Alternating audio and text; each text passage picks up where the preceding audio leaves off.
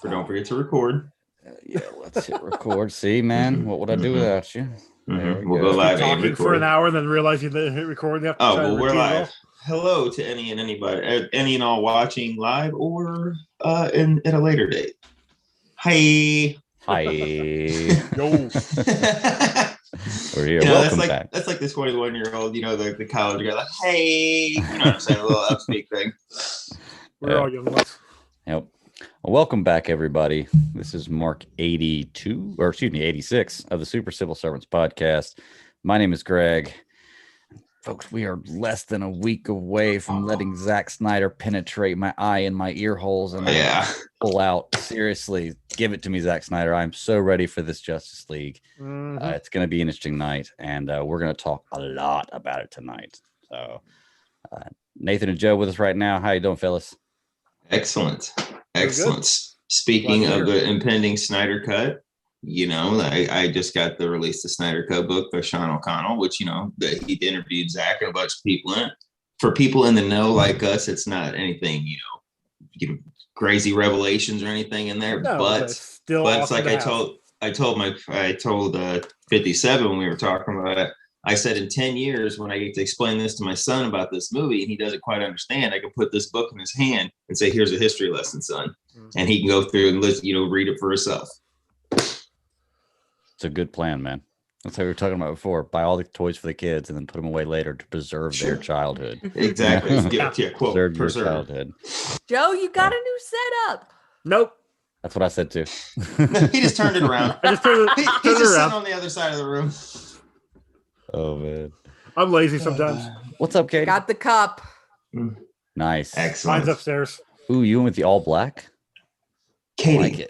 I like it. I should have said this something beforehand, but did you do something with your hair? It looks different. I straightened it. Oh, well, that's what it is. I was thinking something looks different. So no, I'm trying. It looks very nice. Thank you. All right. I brushed it before I came on. That's the key. Oh, well, see that. Hey, I understand. Every once in a while, I put a brush through mine, and I look totally different too. I get it. I haven't owned a brush in years. Don't need one. I got a brush for my I beard. own that. Yeah, that's true. I have a comb for my beard. Yes. There you go. All right, pleasantries out of the way. Let's get down to business here real quick. That was pleasantries. I'm just yes. I could have been reading that wrong. Let's get the network plugs out of the way because we are still part of the Geek Ultimate Alliance network, where you can find shows 7 days a week, Monday through Friday. World's Finest True Believers, superhero discussions, DC, Marvel, Ranger, and Star Wars Alliance podcast. Weird Science, DC, and Marvel, and for the last time today, Super Civil Servants podcast. Yep. Just to make the announcement out there, Super Civil Servants will be going on its own feed starting next week. The audio will drop on Mondays. The only difference is you're just going to have to subscribe to the feed. Anybody who listened to us beforehand, we had about 65 episodes before we joined the network. You can get the show from any feed you get your podcast. You listen to your podcast on. You just have to subscribe to the feed or resubscribe to the feed if you haven't already done so. I would say it's the same feed, right? Or the same feed as before. Yep. Same with the old feed. If you had it before, you should start populating the shows onto there. So Greg, and the audio drop Monday mornings from now on. For those listening, will the episodes that dropped on Geek Ultimate Alliance be uploaded to the Super Civil Servants feed? I sure will. It's a good idea. I've got them all. I might as well go upload the backlog. You might as well. That's all right. So, but that'll be starting next week. So this will be the last episode on the Geek Ultimate Alliance network. And I want to put it out there. There's nothing wrong. This is not a burnt bridge. It's not friends fighting.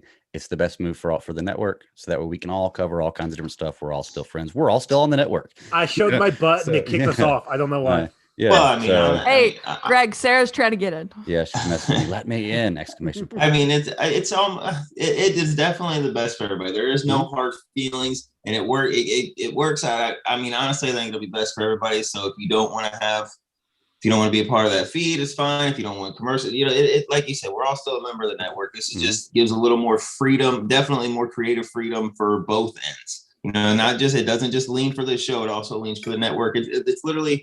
If you're a supporter of Snyder and artistic freedoms and integrity and stuff like that, this is great for you because it's the best of both worlds where nobody has to compromise. Everybody gets to do something. We're all still friends. So it doesn't, there's no hardware. It's literally the best for everybody. Sarah, what's up? Holy, sir. Hopping on. Everybody's drinking from their Zack Snyder Justice League. I am not. Not everybody. I know I'm not either. I'm saying I'm waiting on my new one to come in. I mean, I got the other one, but my to girlfriend's play daughter like took it away from me. God, I've been buying baby clothes and stuff. So like when I get this stimuli, Is your or my wife taxes pregnant? back, yes, Yes. Your co-host. we are having a girl, Katie. We are having a little girl. Why didn't you tell me? Because nobody cares about my bullshit. And I Two or waited three until we got to the part episodes ago. So I was gonna say I think he announced it a few episodes ago. I think I was on that Yeah. episode. That was like Yeah. 2 weeks ago. Okay. Yes, I'm my wife is honest. pregnant. I pick and choose what podcast episodes I listen to because I listen to so many audiobooks. Exactly. I don't have enough get it. ears. That's fair. I get it. It's a fair excuse. Exactly. So I'm sorry. No, that's all right. But I say all that to say, Clay, I'm not stiffing you. I am getting one. I'm just kind of waiting until I build a little more back up. And I know that sounds kind of silly for a cup, but every penny counts. You know what I'm saying? Exactly. I'm the same. So- Plus, I think he's a little backed up right now too. I He know. got I a heard bunch the of good news. orders in. I heard the good news. I'm very Yes. happy for Yes, Clay. That is congratulations. awesome. And we will include the link to be able to check out his stuff. in the show His notes store. for this show, Absolutely. because he's got some really cool stuff, and these Zack Snyder Justice League cups are flying off the shelves now. So, I congratulations. know, that's very cool. Very cool. Hey, you get dark side on your side. That's what I'm saying, right? Right? Dark side is. You know what I'm saying, guys? Mhm. For dark side. For you go. those listening, I would highly recommend the stainless steel cup. It doesn't break when you drop it. I've got the white one. Yeah, I'm getting the I'll black say one it. coming in. I like that all black you got there. I think I'm gonna have to get that one. Yeah. He put a picture of it and I was like, oh my gosh, you can't hardly see it, but it's like when you look, it's so badass. If you know, though. That's what's so cool about it. If you know, you know. So, all right, let's get into tonight. We got a lot of stuff to cover from Zack Snyder's Justice League. In fact, there's not even much we're talking about other than that, but there are a few little things. Well, shit, I didn't come prepared to talk about anything. Oh, it's okay. We'll flow right there. None of us come. I'm prepared to kidding. talk I'm about kidding. anything. I'm in a mood. I'm Katie, just sorry. bullshit it. That's what I Yeah. do. Exactly. I'm in a mood. I'm sorry. You're good. I'm tired, so if I space out, I'm sorry. You good? This is what I It's think all it right. is. I'm on my third win, Sarah. I think that's what it is. And I'm I've just been going driving. for it. I've been driving all day, so it's like I've been up too early. Both of those are bad combinations. That's Third win. Greg, that's the story of 4 our o'clock life every driving morning. all day. Yeah, Not trying to exactly. compare. Just saying. That's me, Greg. We know What's we that? know what you're talking about, Sarah. That's literally we get it. I drive all day. I understand. All day long. Yep. I don't All know right. what I'd rather do because I sit at a desk all day. I literally left my desk for lunch and that was it today. Well, what's funny is whenever I supervise, that's what I do. I switch from driving all day to sitting at a desk all day. Neither one. Well, I Neither I will one. say the perk honestly of like my being out job. One of the perks of my job is today I got to visit one of my favorite places. Greg knows what I'm talking about. I know what you're talking about. Sending me pictures of it. Like, gee, I wonder if Greg's gonna like this. Of course I'm gonna like that. Are you kidding me? It's like take my money. Yeah. Yeah. Katie, it's been so long since I worked in a structured environment like that. Like I've literally been out on the road. If I'm hungry, I can pull into a gas station or go like on a whim. If I gotta, go to the bathroom, I can go there. Like I wouldn't know. I've been doing that for 13 years. Like I don't even know if I could go back to the structure that mean like, nope, you gotta wait till 10 o'clock for your 15-minute breakfast. I'm thirsty now, or I It's gotta use the weird. bathroom now. What are you It's talking weird. about? Yeah. You know what I mean? Like I don't Well, know. like that doesn't bug me. It's like I could And have I don't left have my desk anybody at any breathing over time. and down my neck. I could have left my desk at any time. It was just I Right. didn't. So That audiobook was so good, right? no, the coding. Yeah. The coding, that's what got me. I heard. Speaking of the audiobooks, I just finished Into the Dark the other day, and man, that was What'd you think? I really Yeah. liked it. See, I think I'm the outlier here. I've heard a couple people really making fun of the dumb rock, but like other than that, there's been a lot of people that really like this stuff. Like I honestly maybe I'm just an I outlier. expected Geo to actually talk. Like the whole joke was, oh, he's a rock, he's not talking. I He gave a know. pensive look, he was so speechless. I expected him to talk and they didn't. I'm like, okay, fine, whatever. But like for that one, I mean, into the Light of the Jedi was better. Like that one was definitely top tier. I would put this probably somewhere in the middle. I tried to listen to the young adult one, whatever it is, and I saw where it was going. I got like 2 chapters in. I'm like, I can't. This is definitely not for me. And I'm not saying that Right. if you This listen is not to it for or you. read it, yeah, it just wasn't for me. I Right. like what they were doing. I saw what they were doing. I'm fine without it. I'll stick to the comics and the two sets of novels. But so far, what they're doing with the books, I'm on board. Yeah. I'm down. Still working on trying to get through the first one. I'll start it and then something will happen and I'll get taken off, not listening to it, and I won't be able to get back to it. But there's going to be one. You know what? I've got to do some construction tomorrow. That'll be a few hours that I can just pop it in and listen. I think I'll get some done tomorrow. So, Greg, have you finished Chaos Rising? Because the second book is coming in a month and a half. No, I haven't. Okay, so I would put that one first because you got to read the Thrawn one. Me too. Okay. Oh yeah, I guess that's true. I didn't finish the rest of that Thrawn, don't I? Okay. Well, I'm gonna wait. I still haven't finished my other Thrawn book. God, so I'm gonna wait until the third one is close to coming out, and then I'll listen to all three back to back. Power That's what through. I did with. Well, that's what I did with the second set of Thrawn, or this last set of Thrawn books. Mhm. Thrawn, Allegiance, and Treason. Thank Treason. you. Like those were amazing. Treason. Mhm. Yeah. Love Yes, those. I done. Mark Thomas is awesome. Those are the three that I've Perfect read. voice. What are the Yeah. other three coming out? What are they, Katie? It's So what Joe is talking about is the actual Legends trilogy. No, those then- are the ones that I've No. He's talking about talking the about newest the Thrawn ones that just- Alliance. Oh, and yeah. Treason. So because you've got the Chaos Rising is all the prequel. yeah. So you've got the stuff from prequel trilogy, the canon prequel trilogy. Okay. Is Chaos Rising and Greater Good are the first two, Yeah. and then the third one's gonna come out next year. Yeah, Okay. it's not even been titled yet, right? Or they haven't released yet. I'm sure. Zahn knows the title, but it hasn't been released to anybody yet. Yeah. Gotta practice some voices. I'm sure he knows the title. Mark Hey, we just Thompson, changed the though, scroll like, you're into right. a topic there. Mark- That was really cool. Mark Thompson, like what a great I wish they would have brought him on to do the voice for Rebels. Like the cadence and the delivery that he does for Thrawn is Oh, yeah. But what's Oh, his yeah. name? Who does Rebels? Who Lars is it? Mikkelsen. He's not bad. He's I not like bad. him. It actually took me when I was listening to it, I had to actually go back and check to see if he was the voice on Rebels because they sound He they does sound good. very similar, Mhm. Absolutely. and I really really like it.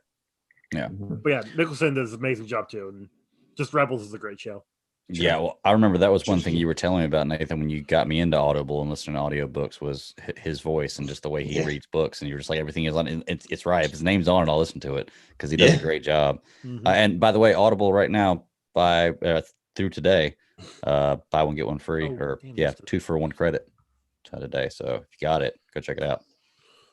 Well, y'all want to get started with some Zack Snyder stuff? Let's Oh, go. we had There- already there gotten went started. that squirrel with I was the gonna say, I had to write down the lightsaber. first squirrel in there, so we're gonna kill that squirrel eventually. So we'll see. Never. Can All right, never talk about too many Star Wars books. No, absolutely. true. Absolutely. That's true. All right, so we had some Zack Snyder stuff we talked about last week. He started dropping the character-driven trailer, the 1-minute trailers. I think last week we covered Batman and Superman because those were the only two out at that time, correct? And since then, he's come out with a lot more. So I'm gonna play these, and we're just gonna talk about them. Sound good? Man, can I just say, like I saw on Reddit, because I didn't know that Zach had released like 10 more pictures or 14 pictures or whatever from it. And the picture that everybody, like I saw it on Reddit, it was like RIP to everybody who thought this was a Whedon shot and made fun of it. It's the one where Batman's standing out in the thing, and like in Whedon's version, it's like up close and he's lighting the suit up and stuff, but like you can tell in Zach's it's all color graded. And I went, oh man, there's gonna be a lot of people going, damn it, because I saw that a lot saw today. that and I was like, Yeah, that's I hilarious. just saw that one today. Mhm. Looked awesome. Yeah. All right, hold on. Let's get some. But it's the difference what color grading can do. Absolutely. Oh, yes. And don't zoom in so far on the goddamn shot to try to get the face. You know, yeah. That's a whole can of worms. All right, here Can we of go. worms. What? Let's do the Aquaman one. This is I love my man Aquaman and stuff, but this is my least favorite of all of them. I can't remember how Of I ranked everyone them I've today, but I seen. think it might have been one of my least favorite too. I'm not sure. That Flash was the tops. Flash Can was you- definitely top. Greg, can you put the captions up? If I can He figure it doesn't know how to do that, Katie. We're old. You know, we are old. Are they not on HBO Max's YouTube? They probably are. Should I do that? No, that's Here. not on Warner Brothers. Those a-holes. Well, but Oh, I did see one of the first Twitter reviews, again on Reddit or whatever, and it was like just made it to intermission. Yep, everybody at WB looks like an idiot, or so it was something along those lines. Like haven't even finished the movie, but everybody's gonna basically be eating, you know what I'm saying, eating their own ass on this one because apparently it's pretty. Like, they're not on people, HBO Max's YouTube. Sorry. See, that's silly. I'm excited. So there is gonna be an intermission. I do remember that. Do we know how long that intermission is gonna be? About 10 minutes. 10 minutes. Well, it's broken up, but it's got 6 chapters. Though it's still got the title cards. You can literally pause on that too. I mean, I know we'll go through, but people saying that. I mean, but if the title card comes up in between, that's a point you can pause and go. Yeah. Or fast forward. No, YouTube or fast forward. Exactly. That's what I'm talking about. Yeah, but I'm not gonna pause. That's the thing. Like, I'm gonna just let it play. The minute I hit play, I will not stop it until 4 hours and 10 minutes later. Yeah, I'm the same way. Which is why I have to. I'm hoping that they release it at midnight Eastern, or at least 3 a.m. Eastern, just before I actually get up, because I have to take my daughter to her mom's. And so then I have to come home. If they drop it anytime before 11 o'clock, I will not be able to watch it until after I go pick her up from school and come back home at 4 o'clock. No, it would be about 5 o'clock, because I want to watch it in one go. Joe, that's Thursday is like my longest day at work. Like, it's guaranteed 10 and a half hours for, to be did the work from garage to garage. Like, there's no getting over it, or like, but I'm gonna go in there and hump ass. But like, even that's what it's gonna make the whole day just that much longer. Like, my longest day is gonna turn into the longer day. So I'm like, I know as soon as I get home, I'm like, it's waiting for me. You know what I mean? And that's all you're gonna think about all day.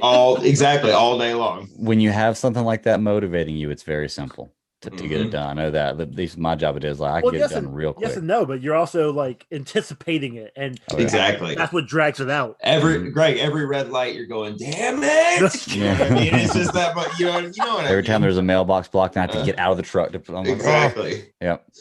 All right, let's do this. No, I couldn't get the subtitles to work, even on YouTube. So we'll just have to talk about it. Nathan, I'm with you, man. This was one of my least favorite. I love it, but out of everything we got, this one was my least favorite. And let me preface that with saying they're all great. They're all fantastic. But one of them has to be the best, and one of like, you have to rank them. So, but yes, there's not really many scenes in here, new scenes we see in here. So this is all kind of old footage. There's nothing, and some of the others got some new. Corrected. Scenes. It's got the right color grading, the effect. You know what I'm saying? The visual style. It all. This is true. And there was some new dialogue if we would have had the sound from Volto, though. You know what I mean? Which is a new nice touch to it. But you're right. It is the same ones, but look at the color contrast and everything. Color corrected where it's supposed to be. Just the color correction alone makes it look that much more intense. You know what I mean? So I did have a question. Was Volto in Justice League? He's in Snyder's version. 2017 version. He was not. He was in the original version. Him and Mira got taken out. Okay. Mara was in it. Mara was in it for a little bit.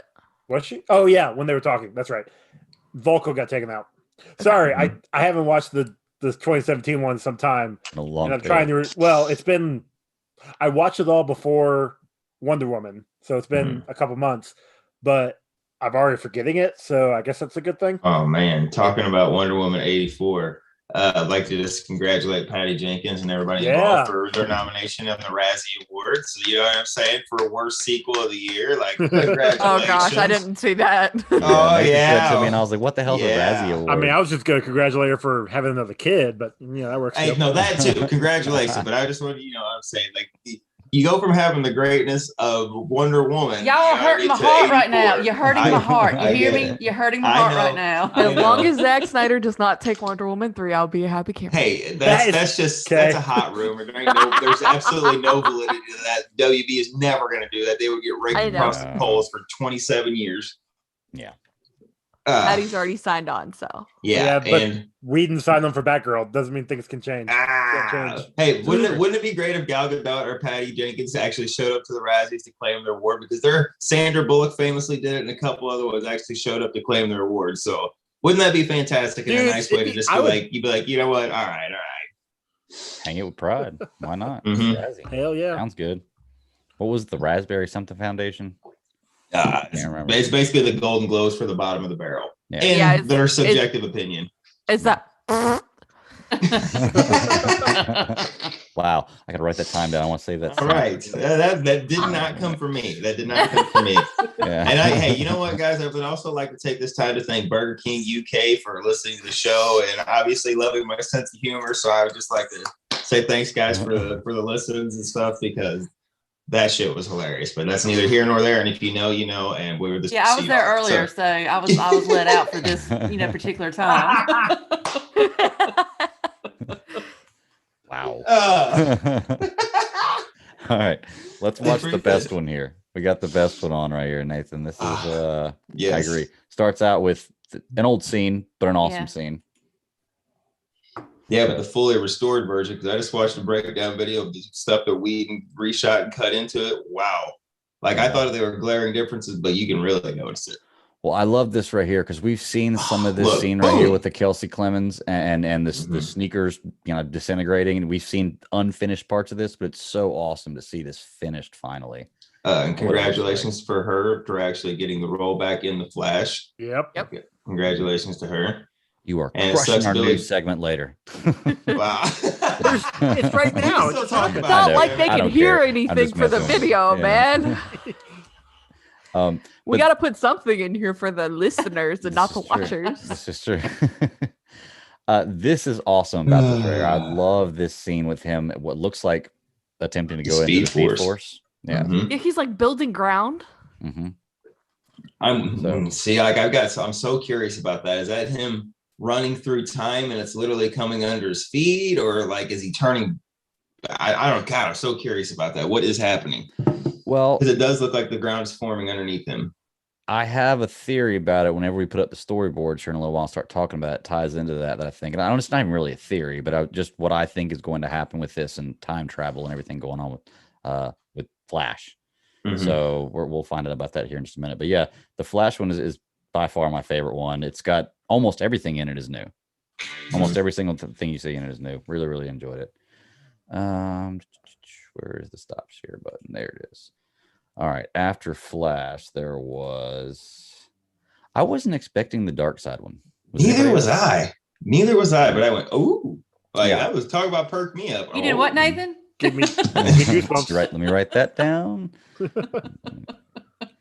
Old school here. All right, let's watch the Wonder Woman one. This one was one of my least favorite ones too, because it's just kind of Wonder Woman standing for the entire time, and it's mostly dialogue, which I guess it's cool to get some of the dialogue, but I didn't. I actually thought this one was pretty good. Yeah. Yeah, I think the dialogue's what makes it, especially. Me too, Kay. Me too. As I say, I think that's what gives it the impact of it. And I really like her jumping over, clashing sword to electro axe or whatever that we'll see. That was pretty cool, yeah. So we've seen this scene where it opens up with her holding the torch and looking at the scribes on the wall. I was asking earlier on DC Alliance, I don't think I've ever seen her in all black before. She's in all black right here on this cliff's edge. How do you think this is shortly after a funeral? Was she in all black at the end of BVS? No, she had a white shirt, right? I believe no, but so remember in Justice League, the Amazon shoot that arrow off, and so Diana knows what it means, and so theoretically, like she's in France, and this arrow lands, or she might be in the U.S. at this point, but she's somewhere else, and then she has to go to Greece, and she retrieves the arrow that lands. So she clearly dressed for the occasion. Yeah, she dressed for the occasion of knowing what the arrow means about the end of man because of what Steppenwolf is. Right. Yeah, that's a good. It's very possible. Yeah, I'll go with that. I was thinking of it more of maybe she's returning to here after something's happened where she's wearing all black and she's reminiscing on, like, it's actually tying into what you're saying. Like, this is the beginning of what's going to happen, but it's because she's coming from a place of death. You know what I love? We know it from the other movies from Snyder stuff, but I love that Wonder Woman, because she's an Amazon. She's a built-bred warrior, half god. Like, she is the first one to lead the charge around it because she's battled. Like, I love it. Like, she is not scared of Steppenwolf one bit. Even if she gets smacked around, she don't give a shit. She's coming right for you. I don't know. I just love that scene. As soon as she sees him, he looks and turns at her. She just runs straight for him, and then jumps over, and there's the sword and the axe clash. I don't know. I just I like. Personally, I like the way that Snyder does the action with her, and her more, not necessarily aggressive, but her take no shit attitude. You know what I mean? Like Like, she don't give a shit about Steppenwolf. She's gonna come at him anyway. Yeah, I definitely like that, man. She nailed the Wonder Woman role.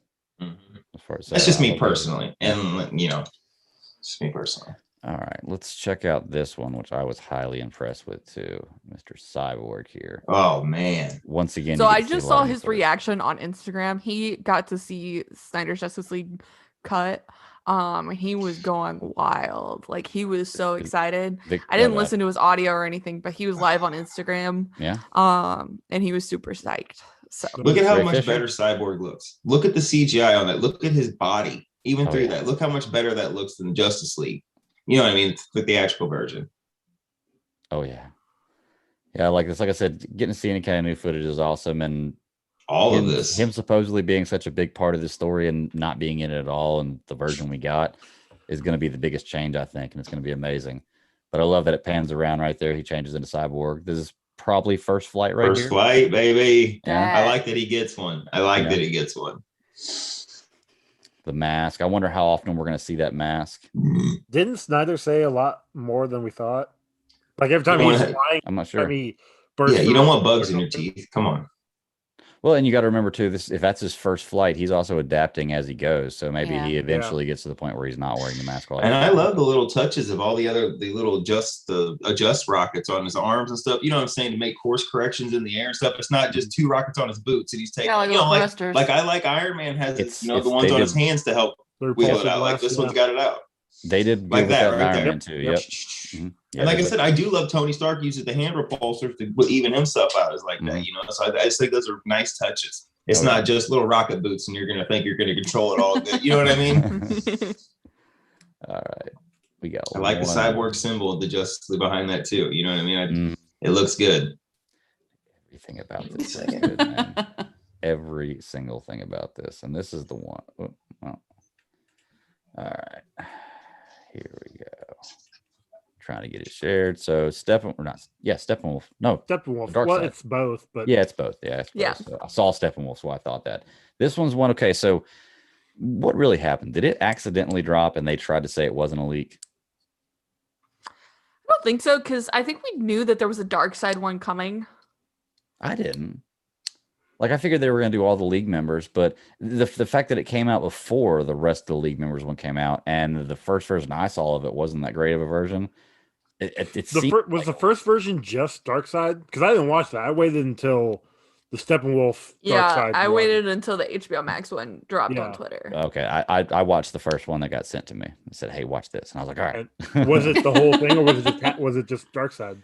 I think it was just Darkseid. Okay, to be honest, that's what I thought. That's what I heard people talk about, and that's. I mean, when the picture popped up, that's just what it was. It was just Darkseid. When obviously this one, you got Steppenwolf starting out there. So I don't know. This one, I really like this one. I think when somebody in the chat talked about seeing it, I'm like, this thing gave me goosebumps. Like I wasn't expecting it, but then to hear Darkseid talking, like I didn't listen to or watch the podcast stream when Ray Porter was on, but this was just amazing, and I loved it, and I'm so ready. Yeah. God, you know what I like about it is so much better.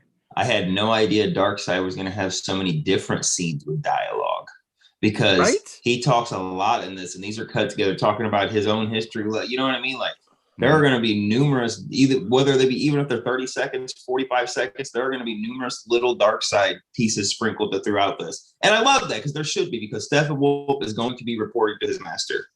Yep. Oh my gosh, there's man, look at there. Zeus coming out. God, I fucking love that. Green Lantern showing up right there. Like, well, we did know that, but like, you know, we're gonna get so much more. That's my thing too. Is like there were good parts about the Justice League movie we saw, and I thought with the history lesson they did a really cool job. It was really cool to see all that on screen for once, you know. And obviously it could have been more. Now we're gonna get that more. Yes. And it's just going to be that much more amazing, because I enjoyed the history lesson in the old one. Look at the Parademons hauling out Atlanteans out of the water. That was nowhere near anything in there. You know what I mean? And I love, like I said, I got a feeling the history lesson is going to be one of my top favorite scenes of all, because I am, like I said, a huge Lord of the Rings fan. And like I said, where it looks like man and the gods and the heroes and the lanterns are coming. Yes, give it to me. Oh gosh, yeah, it's gonna be amazing, man. Costume design. Yeah, I'm definitely excited. Can't wait, man. I cannot wait. We are 6 days away from this. And yeah, it's so great to say that. Okay, so that was the that was keep the living last... for 6 days. Like, you know how pissed I'm gonna be if I get randomly hit by a car, like say Tuesday and I die. Like I'm gonna be up there just fucking stewing, going, I miss my family and my stuff, but god damn it, I was this close to Justice League. Well, but here's the thing: you get hit and die, you go up, and you'll be able to see it immediately. Yeah, well, maybe he still might not release it till the 18th up there, unless I watch Tom and Jerry. Puts it behind a paywall. Right. No, I had a chance to watch it this weekend if I had reviewed it, and I'm so mad that I didn't. I should have reviewed it, but I was like, no. Been out for 2 weeks. No, Snyder cut. Oh, you had a chance to review it? And I let James have it instead. One of the critics that I work with. I let him have it instead. That was very, very not nice of you. I can't say that. No. It's very, very generous but of you. Y'all know how bad I saw you? Wonder Woman 1984 early, and y'all know how bad I was at trying to like keep it from y'all.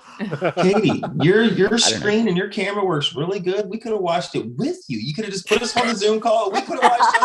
It could have been an SCS watch along party, and nobody would have known. Fantastic, and nobody would have known. Nobody would have known, except for the person who hit that live button. So, whoops. I like my early access privileges, y'all. Yeah. Well, we're not going to tell them that we're doing that. We would have kept it between us. But, I don't know. Greg said something about live, so.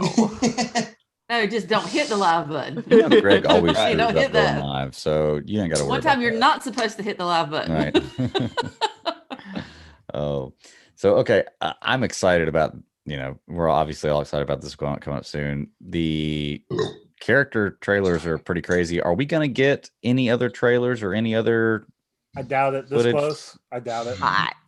Maybe like quick little 1-2 seconds. They're doing TV spots. I have seen, like I said, again, I'm not on social media, but I peruse Reddit every now and then, and I've been seeing people post like, look, new TV spot, and they like everything, leading up when you get a Marvel movie, like there's little nuggets and little tidbits in there that, you know what I mean, that are new or a new scene or a new angle from the scene and stuff. So honestly, I don't know.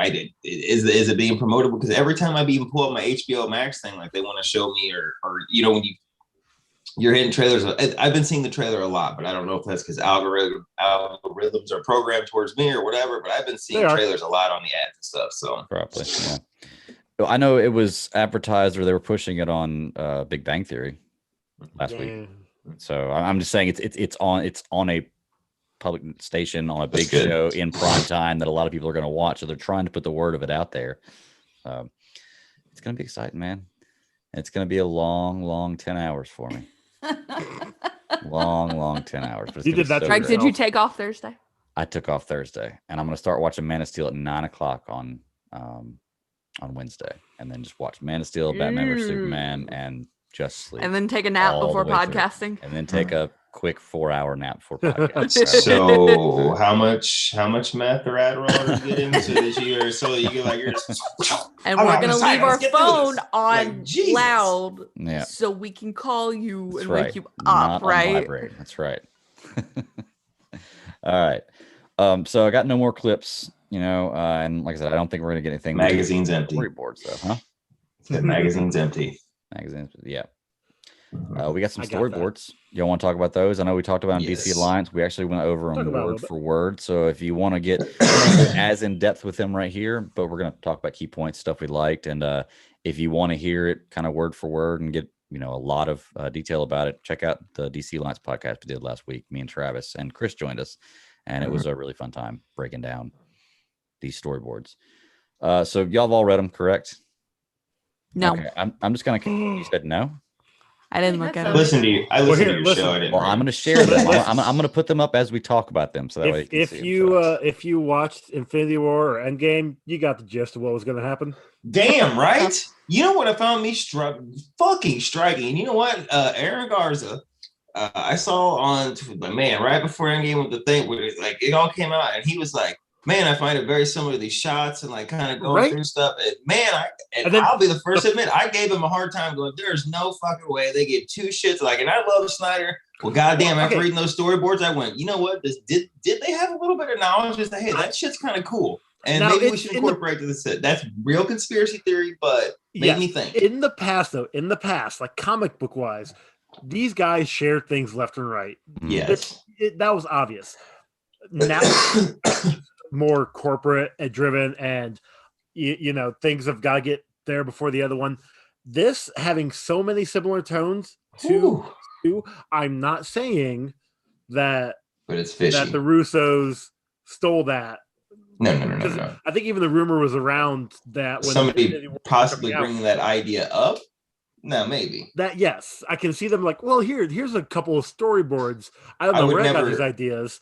I would never say that the Russos blatantly plagiarized. Like, I don't think they it was are Russos. above that. They're talented enough. No, the Russos are amazing. So I agree with you. Yeah, I'm not saying, but it's definitely somebody on their team might have been like, you know what? I heard about this thing, and if we, like you said, put it in the old context of the MCU. I don't know. That's my it's a lot of similarities. Too many similarities. Yep. Yeah. Well, you're right. There are a lot of similarities, but it is also, I mean, it's let's look at it. It's a story about superheroes fighting a big correct. Exactly. The template's already there. Of heroes together. Like I said, I got my tinfoil hat on. I fully recognize that. I'm looking in the mirror. It's nice and shiny stuff, but I would like to hear what the ladies think of this. You know what I'm saying? Because I know, Sarah, you listened to the breakdown. So, like, what is? I don't know. I got things to say, but like, I want to know what you guys think because I heard Greg and Travis and that. But what do you ladies think of this? Based off this, what I'm reading right now. Yeah, the storyboards. This is a clip. Hold on, no, it gets better. This is one of 12. This just is the very kind of outline-ish and story arc of the characters in the first page, and it gives a story arc, what the story is supposed to be from beginning to end with each character, or what their emotional struggle is supposed to be through each character there at the bottom, and kind of just an overview on this page. Then it goes into, after, if y'all have read this, I left it long enough for people to read it. We'll go into the next one, which starts to get into the story. And wait, I'm almost done. You're almost done? Okay, I'm sorry. And I'll send this to you too also. But yeah, but if you're reading them, I'll post them up. That works for me. I like how you say that it gets better. That's like saying, oh yeah, you should watch the show I like. Just it gets better after season 2. I mean, but sometimes that's the case. And the thing is, this is not really the description. This is, like I said, it gets into it. It's going to get, as you start reading it. I know when I was reading it, there was one thing that bothered me at the very beginning, and I was like, I don't know how I like that. And then as I read it on, I was like, okay, that works for me now. Well, I know there's one thing I got a problem with, but I mean, for the overall story, talking about, like you have the 1, 2, and 3. Mm-hmm. I mean, I follow that because it's always like you have that introductory period, and then like your second one, whenever, because I'm assuming this was going to be a trilogy. Yep. Yeah. So supposed to be. Yeah. So usually that second movie is always like the grim one. You know how it's almost like the heroes have kind of like failed, or it looks like they're going to fail, where they're kind of like the villains, or that's their shining moment. But then normally that third film is when everything works itself out. I mean, that's kind of like when, a lot of trilogies, especially like, like Star Wars trilogies, if you take each one, everything's like all nice and rosy, and everybody has like it's great, it's wonderful. And then, the conflict is introduced. And then that second film is where you're taking the conflict and you're really diving into it. And then it's darkest. And then when you get the third film, that's when you see the dawn, it's like always darkest before dawn, that kind of thing. Well, speaking of Star Wars, like, you want to talk about having a goddamn epic Empire Strikes Back moment. Jesus, JL2 or whatever. Wow. You want to talk about Darkseid literally winning and destroying a record? Like, people would have left gut punched it there just from reading it, and I would have loved it. Like, Cyborg ripped in half, Flash still alive, Batman barely scurrying away with his life, Mira limping away. Like, holy shit, Darkseid turning the world into apocalypse, basically. Yeah. Like, that was going to be the end of the movie. Like, you walk out and go, what the fuck just happened? And I would have ate that shit up until they come back and fix the timeline stuff. But man, that would have been the most epic Empire Strikes Back moment ever. And what you just described was Infinity War and Endgame. And then that goes back to Joe's point right there. You leave the fans with that moment of holy shit, what the hell happened? I remember my wife saw that. She was like, really? That's the end? That's how it ends? And I was like, yeah, I knew that was coming. But I guess if you didn't know it was coming, it is surprising. Hey, I will say, and Infinity War second best MCU movie they have, right behind the Winter Soldier. So that in my mind, that's high marks in my book. Mm-hmm. Ooh. There's a lot of typos. I flip those. There are. He apologized for the typos. This is transcripted from an actual picture of the storyboards. Yeah. So he apologized because there are actual storyboards out. You know that you can actually see the framed up storyboards with the pictures. I've got those too if you want. So. Hold off on those. I've seen those too. There you go. If you want to see them, I can describe them for you. But honestly, though, this is no different. And we were talking about. These are comic books and all that, but this is ultimately it's the hero's journey. Like Star Wars is the hero's journey. You got the what is it, the Call to Adventure, and then it goes through, gets the mentor, does the whole thing. Like these are the same thing. It's everything is based off the hero's journey, and that's great. That's fine. So it's both good and bad because you can't have an original story per se because you kind of already know the formula, but at the same time you definitely can still be excited for it, because it's with these characters that you know and love and want to see get expanded. Sure. So I found it interesting. I think Greg, you or Chris, I forgot who was reading or whatever that. And then we get the introduction of the Lantern Corps in the third one, but it's Hal Jordan at first, and he's looking for members of what the hell happened to Oa in the Lantern Corps? He said he's looking for it, and then out of nowhere, the rest of the Lantern Corps shows up. But they made it sound like he's looking for his missing partner, and maybe it was just the way Christopher. Maybe I wasn't paying attention, but it made it sound like the Lantern Corps was in shambles or damn near gone, or what I mean? Like they were a fringe group anymore. They weren't like the powerhouse Lantern Corps. You know what I mean? So I found that fascinating. What the hell happened to the Lanterns?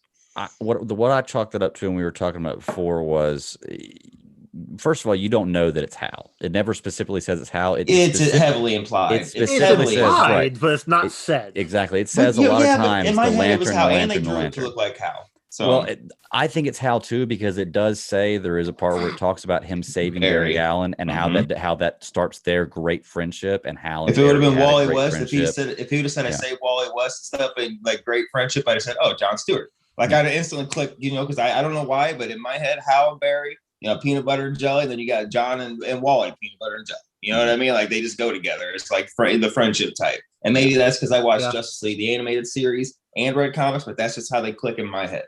Yeah. Well, but I also told Chris and Travis whenever we were doing this or reading it before that when I look at this, and I'm sure they felt the same way, I can take little snippets of this, and these are just little points. Sure. I'm sure there's story between this in the movie filler, the stuff between the ribs between the bones that you're not going to see on the storyboard because it's just flesh it out, if you will. Exactly. So those questions that I have when I read these would probably have been answered in the movie. No, I'm not saying it's a bad thing. I find it fascinating. What was his idea for the Lantern Corps being shattered or being in shambles, or at least not being to the might it should be? That's what I mean. What was going to be the end story reason? And then Kilowog and the rest of them showing up at the end. I found that fascinating. I want to know more is what I'm saying. I wish they would have fleshed it out when we would keep going with this stuff. It would be nice to know why Kryptonian shows up on Earth and Zod and everything, and that happens in Man of Steel. And if a Lantern is here, nothing is. Give me a reason why. Sure, that's what I mean. It's not a criticism. Yeah, I want to know more. I thought that was a great idea. That's cool as hell to me. Mm-hmm. Katie, Sarah, did y'all finish reading this one? Yep. Okay, so this one is kind of just a layout. It gives you kind of a where the league is at after. After the events of Justice League 1, they're kind of working together. It gives a relationship between Bruce and Lois, what they're doing. It talks about Lex Luthor recruiting his league. And then everybody kind of disperses, and it goes back to give not solo stories, but focus on each character individually back in their own lives. So I guess the league is kind of not split up, but I guess it's what they do after they punch out. Mm-hmm. They're going back to follow him there. So, what do y'all think about this? I gasped at the last paragraph. The last. Oh yeah. I was like, that's what I was gasping at. Yeah, I'm really interested in seeing Lex recruit his own league. Justice League. I really like Jesse Eisenberg as Lex Luthor. Like, me too. I just really like him. Me too. I think it is. There is only one thing I did not like about everything I saw about his performance, and that was the Jolly Rancher scene. I just don't get it. Like, very nice level of creep. I get it. Yeah, but come on, man. Like, let's not. That seemed like you were like teetering that line the whole time, and right then you're just like, I'm gonna dip my toe in and see what it's like. You know, like, come on, dude. Don't do the Jolly Rancher scene. It really surprised me that Dr. Maru was still alive. Like they talked about that. Mm-hmm. Yeah. I mean, experimenting yourself, finding a way to do it makes sense.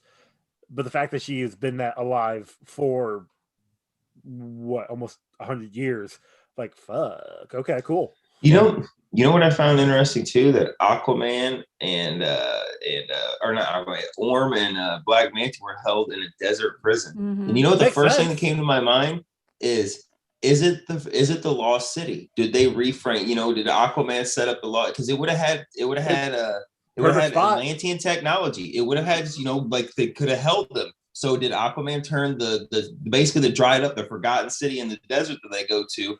Would they reform that into a prison? Because it would have had everything to sustain Atlantean life except for water and probably their prisoning systems and all that. Well, it even says on this page, like, Aquaman and Mera are they're one kingdom away from uniting the seven. So yeah, I guarantee he probably went back there and probably made that into the prison. Like I could totally in my head it fits, but that's, you know, I thought the same thing, but I don't think I really like ran with it. Just they're in a prison in the desert, right? Desert, yeah. It's like, okay, Captain Cold being the villain for Barry, like, I really like that. Snart being there, and his gun being upgraded by Lex, you know, Corp Tech.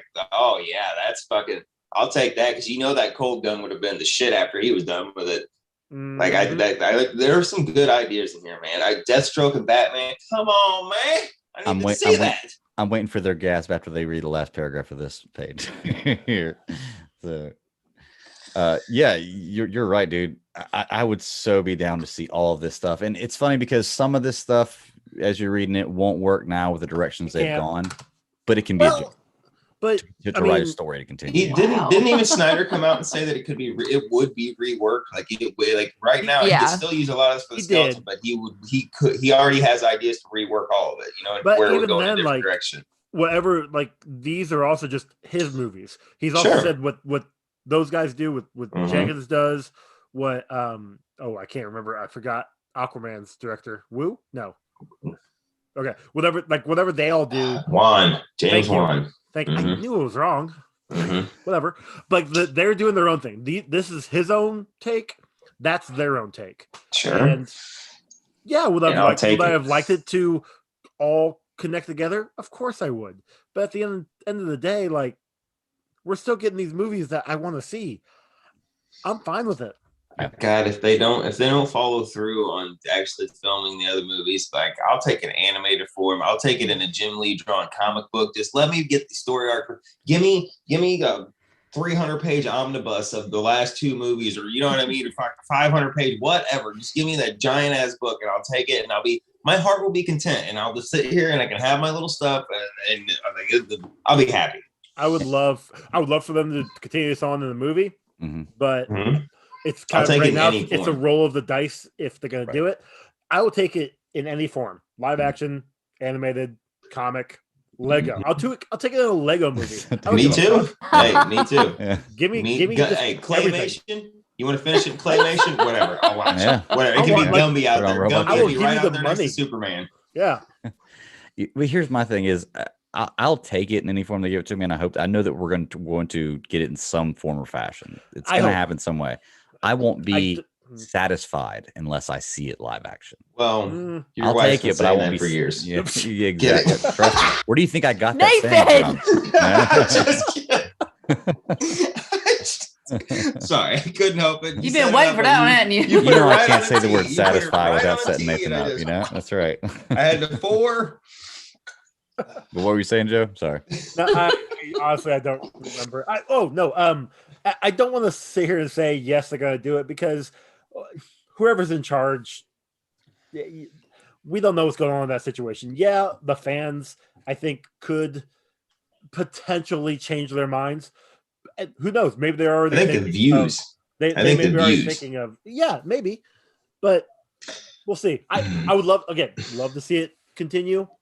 I'm just happy we're getting this. Yeah, like I'm gonna be very content with just this. Would I love more? Of course, I would love more. But you know what I kind of thought, and it was more feasible when Ben Affleck was in a better mood when he was with that Anna, like he was actually looking better. And now it might not, but let's just speculate. This is very successful for HBO Max. They may not necessarily want to dump another into a huge blockbuster Justice League movie, but if you wanted to continue this goodwill and see how much you could get out of this, Ben Affleck's movie that is sitting there that could easily be broken down into a 3-episode or 4-episode series, if you could lure him back in there. And, obviously you wouldn't want to conflict with, Robert Pattinson coming out, you know what I mean? But at the same time, there could be steps to this. Pipe dream pie in the sky, having our cake and eating it too is, it comes out, it does great next week. And by the end, by April 1st, we're hearing the numbers were so great. We got everybody back. We're going to do Justice League 2. That's pie in the sky, in my opinion. Yeah. But if if the numbers, it gets everything they go, and they want to see if they can continue this goodwill and go to the next step, boy, that's not a super visually effects heavy, thing to do, to have Ben Affleck and against Joe Manganiello. Like I said, that's just speculation, for instance, but I think there'll be steps before, if anything. I do not think they just come out and go, yep, great, we're doing Justice League 2. I think there'll be steps and hinting, or it's going to be a while. It's going to be a while because we know Warner Brothers proper is fighting it. And it's just, HBO Max, I think, still in its infancy, doesn't have a $200 million budget to put on just an HBO Max movie. Not unfortunately. Yet. Not yet. Yeah. I mean, they're still within their first year. Would it be amazing? Of course. But they're in their first year. They don't have, you're right, they don't have the backing at the moment. Doesn't mean they can't get it. Just not within this first year. Let's see what happens with all of the WB movies going in theaters and on HBO Max at the same time. Great see point. Where that leads them, and then they'll have a little bit of ground to stand on. For me, I just don't think you're going to see Ben Affleck return as Batman. Maybe as a consultant. He's coming to the Flash as Batman. That has been not been confirmed in the slightest. There was a drop, but not about how no one's asked him about it. They've asked Michael Keaton about it. I can see him if they do a cartoon. I can see him lending his voice. Yeah, I can even maybe see him return as just Bruce Wayne, but to put on the amount of muscle that he had to have for that suit again, he's talked about how much it stressed him and drove him mad. So I just don't think he's gonna do it. Yeah, I mean, I agree. See, the thing is, I don't think that he has to necessarily rebuild himself the way he was in Justice League for that suit, because the suit can be padded. Did you not listen to the Fanboy Garage episode with me, Aaron, and Chris about how much they insulted Zachary Levi? Because his suit was padded. Aaron still takes every shot he can get at the Shazam suit. Yeah, every time. But that's the difference, is Ben Affleck, even though he may not be that ripped anymore, he's still a naturally big guy. Once you get that big, you may never be ripped like that anymore, but you're going to be a naturally big guy. He permanently walks like this and shit. Yeah, it's not going to take a lot of padding on the suit to make it look good. I walk like that naturally anyway. Yeah. Right. I got it working again. Before I get started the next one, what'd y'all think about Katie Sarah? What'd y'all think about the last paragraph of that one about the Lex? Basically, this slide was about Bruce and Lois kind of teaming up and going after Lex.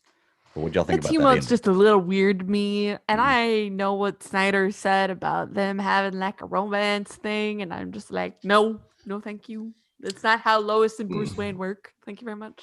Well, if you I ever never watched even batted an Superman eye at it. series. I was gonna say because I grew up in the '90s, and I remember in '97 where they promoted the shit out of the first ever Batman Superman animated crossover, and my little like being 12, 11, whenever it came out, being like yes, and that was one of the first things they did. Is Bruce Wayne came to town and started dating Lois, and then even after she found out he was Batman, they were kind of like, oh, Bruce took her out. They were talking about moving together. Yeah, they were getting serious. Yeah, and I never even batted an eye at it because I saw that and I was like, oh, okay, but I knew she was going to go back to Clark. You know, it's Lois and Clark. No. But I'd never even batted an eye at it. Nope. No, thank you. Nope. No, thank you. Greg, is now a good time to put in an ad break? Yeah, let's put in an ad break. Let's hear Sarah's thoughts and then we'll put in an ad break. Because I wanted to, because nobody said anything about that last paragraph about the Batman and the Riddler. That last paragraph doesn't bug me though. The Riddler. I didn't think it would bug you, but I thought it might be like, wow, I can't believe that's crazy. I dig it because to me that seems like that would kind of go along the Riddler's path. Mm-hmm. You know, it's just because I love that. Yeah. So I mean, I think I'd be cool with it. I think that would be because. So Lex is using him, basically Riddler, to figure out the anti-life equation. It's fucking brilliant. Yeah, he does, and he ends up killing himself. The mastermind of fucking riddles to solve the anti-life equation. Yeah. It's fucking brilliant. And why didn't I think of it? Because while the Riddler may not be like a top tier, he's definitely not the brawler. But when Batman has a mental challenge, who's usually the one? Yeah, he's more cerebral. Against, it's the Riddler. The Riddler outthinks Batman and literally puts him in all this. It's fucking brilliant. Of course, you give it to him to figure out the anti-life equation. Because yes, while Luthor could do it, he's smart enough to delegate it out in case something goes wrong. And in this one, it looks like it drove him mad. Like fucking brilliant. Like that is all lines up. Brilliant. Yeah. All right. Well, Katie raised a good point. I went ahead and put the next slide up. Y'all go ahead and read that. And we're going to take a real quick ad break. This helps keep the lights on. And we'll be right back. All right. And with podcast magic, if you're watching us live, you see how that break works. And we're here again. So welcome back, everybody. And we're going to start talking about these last few slides. We went through, I think, 4 or 5 now. So we're about halfway through them. Katie and Sarah are reading this for the first times, I think. And I'm watching their amazement as they're checking it out. Because like I said, I think the story gets better and better as it goes, and I would have loved to have seen this. But this next one is about Justice League reuniting with their family. It's about Central City with Barry Allen, and he's telling his father who he is and trying to get him exonerated from his charges. Diana finds a path back to Themyscira. Yeah, that would have been awesome. I would have loved to see that. That would have been cool to see. Yeah, really, really cool way of doing it. That's still where I'm hoping Wonder Woman 3 goes. Like, I know she's supposed to like be out in the world and everything, but I want Diana to have that reuniting moment with her mom. I can see it happening. I can definitely see it happening. She eventually becomes the queen, always. And I would love that. Now, not that I want her mom to die in the third one, but if she did and had to go back to be queen, but also wanted to bring the Amazons in, like, you know what I mean? Kind of like Black Panthers bringing, which I know people would be all, but you know what I'm saying? Like, kind of lead a new era of the Amazons. Like, I don't know. I've always liked Diana being when she ends up inheriting the queen role too. Yeah. I can't say I've read a lot of Diana, inheriting the queen role. I've never really specifically read a lot of Wonder Woman per se, just by itself. It's always one of those. She gets the queen role. She's there for a little bit, and then she goes back to being exactly. The emissary. So she's never the queen for long. Yeah. Mm-hmm. All right, but this particular slide talks about Lex activating his plan, and it's basically it's a Order 66. Yes, it's a surprise attack to take out everybody at once. This is what it is. It's an Order 66, and it's awesome. And I guess that is very sad. Yeah, this is exactly it's what it is. A lot less younglings. Yes, no younglings and no Gillette razor. Well, that's a different movie. So that was the first one. All right, so that was the first one. So it talks about all this. We get the introduction of Darkseid, and I almost did it again. And Superman and Darkseid meet each other in this one and are going to battle, which is going to be pretty cool. So I enjoy this clip. This is when it starts to get really, really good, and I think this is getting towards the end of the second movie. Here, roundabout, yeah. Yeah. Katie, Sarah, y'all done reading that one? Yeah. What'd y'all think? Next. I don't know about the little love triangle there. That's just kind of I don't like the love triangle. I've never liked love triangle. That was the problem I had with it too, was the love triangle. I'm like, really? Yeah. Ugh. I wasn't as big of a fan of it. He's got money. Makes sense. Absolutely. So, all right. So this last one is basically, it's going to leave us at that point where it's going to make it like an Empire movie, like the second part, like Sarah was talking about, where the second part's going to leave the heroes in disarray and defeated. You don't know where they're going to go, and it's going to leave you on a cliffhanger. Which I guess 1 and 2 both end on cliffhangers. Well, I don't know. 1 wouldn't have ended on a cliffhanger originally, right? Pretty sure. Well, not really.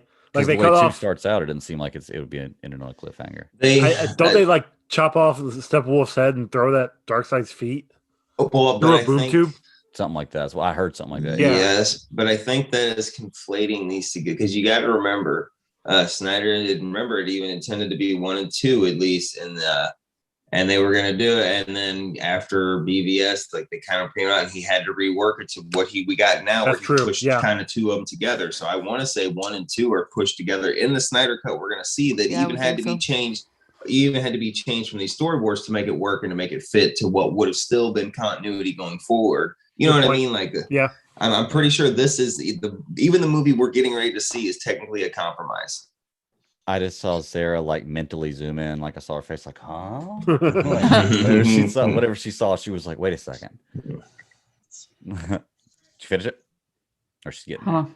So I love this one right here. This is the end of part 1. It, like I said, it leaves the heroes in disarray. And the coolest thing about this thing, well, I'll talk about this a little later. I don't want to spoil anything for her. I haven't read it yet, but I would love to have seen this. Yes. Absolutely love to have seen this, because you get to see Superman coming to the anti-life equation. You get to see the battle, for the first time with Darkseid and then Superman. A lot of beans spilled here. You get to see basically Justice League disassembled. Can I say? Massacre. I was good up until that part right there. I was good up until that part. Because it feels like it's Infinity War all over again. Told you. God. Yeah, it has some. Because I can promise you right now, when I got to that point, I wouldn't be able to see anything of beyond ugly crying. I can tell you that right now. Yeah. And the kicker it is took this. me, third time I saw Infinity Wars, finally I could watch it dried. So I would have came out before Infinity War. Right. Yeah. Mm-hmm. I'm not gonna lie. I still tear up during the Avengers Assemble moment. Like it's like it's still feel it. I'm like, oh. I'm not gonna lie. If I watch Infinity War right now, when I get to Peter going, Mr. Stark, I don't feel so well. I go, I don't feel so well either. I can't make it past like the first scene. I mean, Loki did it for me. That's. They did a great job with that. That was an amazing movie. But yeah, so what do you think, Sarah? End of the movie moves to a 5-year flash forward, and it brings us to the nightmare scene, basically. This would give me so much stress and so much anxiety. But it would make you want to see the next movie immediately, right? Absolutely. Absolutely. And especially like the way Snyder directs and creates scenes. Oh, I don't. I'd probably be like emotionally like just distraught after this. So it's almost like I have to see the next one, because I just can't go through life right now not knowing what's going on. Mm-hmm. Yeah. I mean, you know what? I'm gonna stop sharing with you. Nah, you can't read the rest of the story. I'll send them to you, Sarah. Yeah. I'll wait till here we go. Let's go. So I'll go and put the next one up. Katie stepped away for a second. We'll put the next one up so you can read it. So you ended part 1. Now we're in. I think it's funny that it says, instead of saying 2 and 3, it says 2 and 2A. Yeah, I was wondering about that. is it Like a I don't. continuation? Is there a point to that? No idea. Remember, Justice League in the original thing, it was supposed to be Justice League Part 1 and Justice League Part 2. So much so that even Target had little tags already printed out for them in the original concept. It was going to literally be JL Part 1, JL Part 2. So, why would Target print out tags for them that far in advance? Because that was how far marketing. This was a plan going forward until WB freaked out mid fucking BVS and went, oh God, we got to change everything. That's what I said. I can't wait for this movie to come out and Toby Emmerich looked like the biggest jackass that Hollywood has ever seen. Like, you know what I mean? And like those executives, like the biggest fucking jackasses that have ever walked the face of the earth, to go, what are you ding dongs do? You know what I mean? Like, I can't wait. Hi, puppy. Hi, puppy. Clay. Hello, puppy dog. Hey, Clay, how you doing, buddy? Doing pretty good. Yo.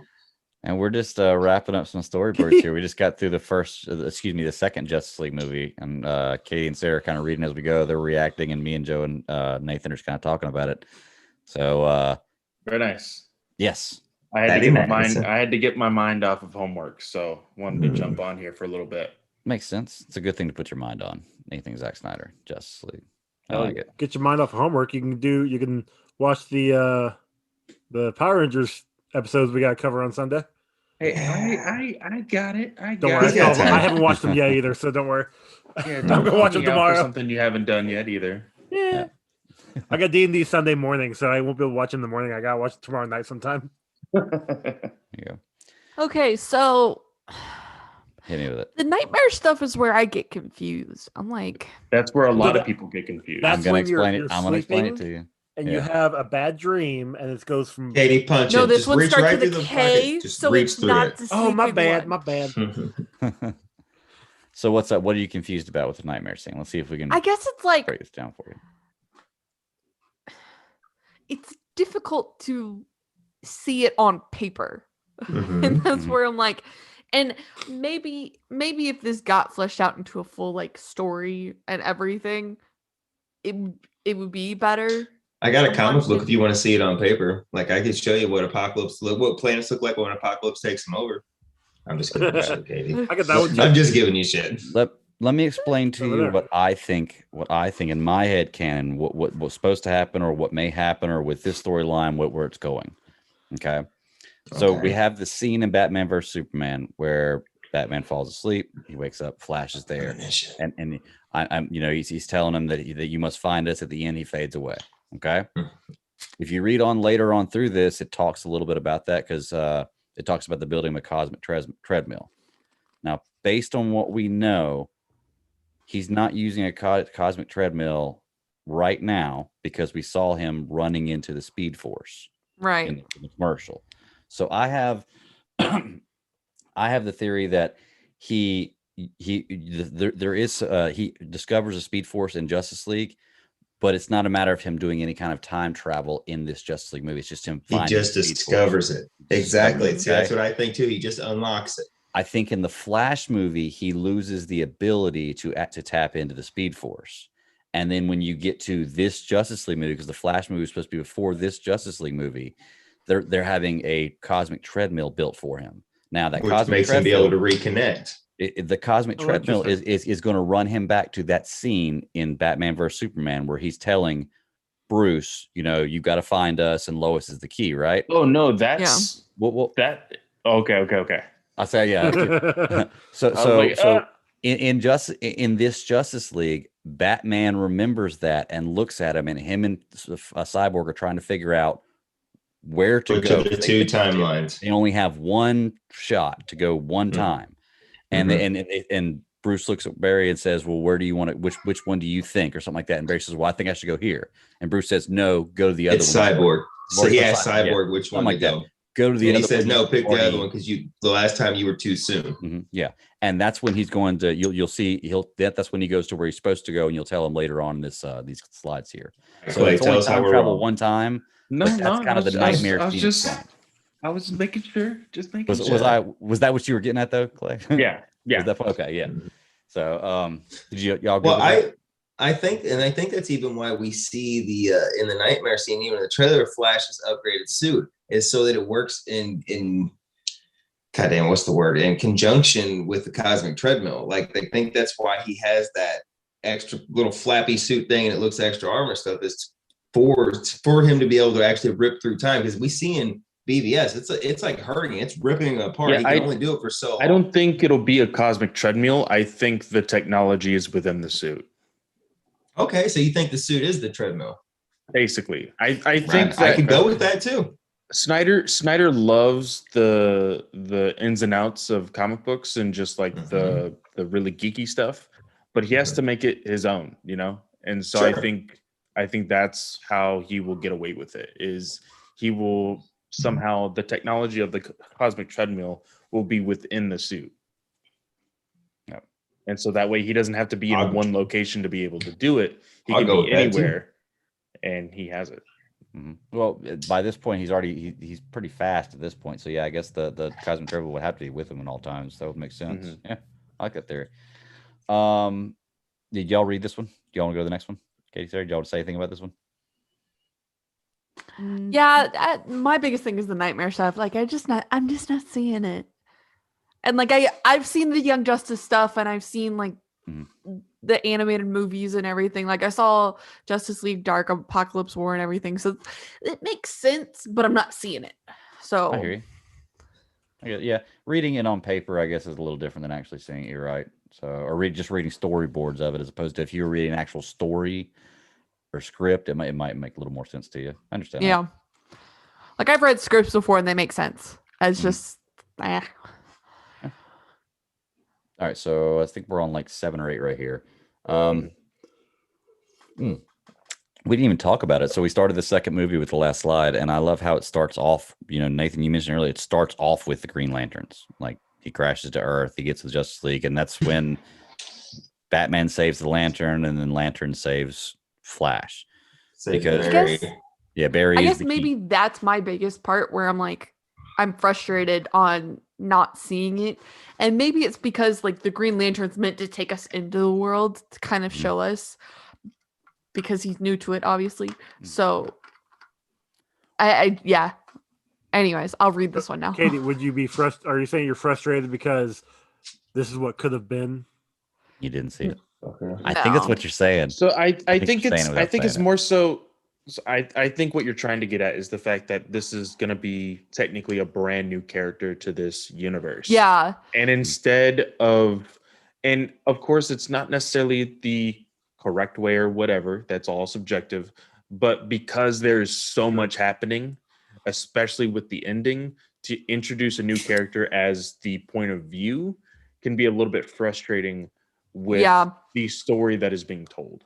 I got it exactly. I can understand it, but I think it works well because just like how you're confused with the nightmare scene, we as the audience should be confused because this is a crazy timeline that needs to be altered. So we're learning as we go, just like with Hal or John or whoever is going to be the Green Lantern. That's what I was going to say. And it also connects you to and gives you an emotional connection because you're following Hal. You're just as confused as he is. And you got to think it's only going to be 3 minutes until Batman or Barry or somebody shows up. And I gave it that. I'm like, the Green Lantern is supposed to be our perspective into the scene.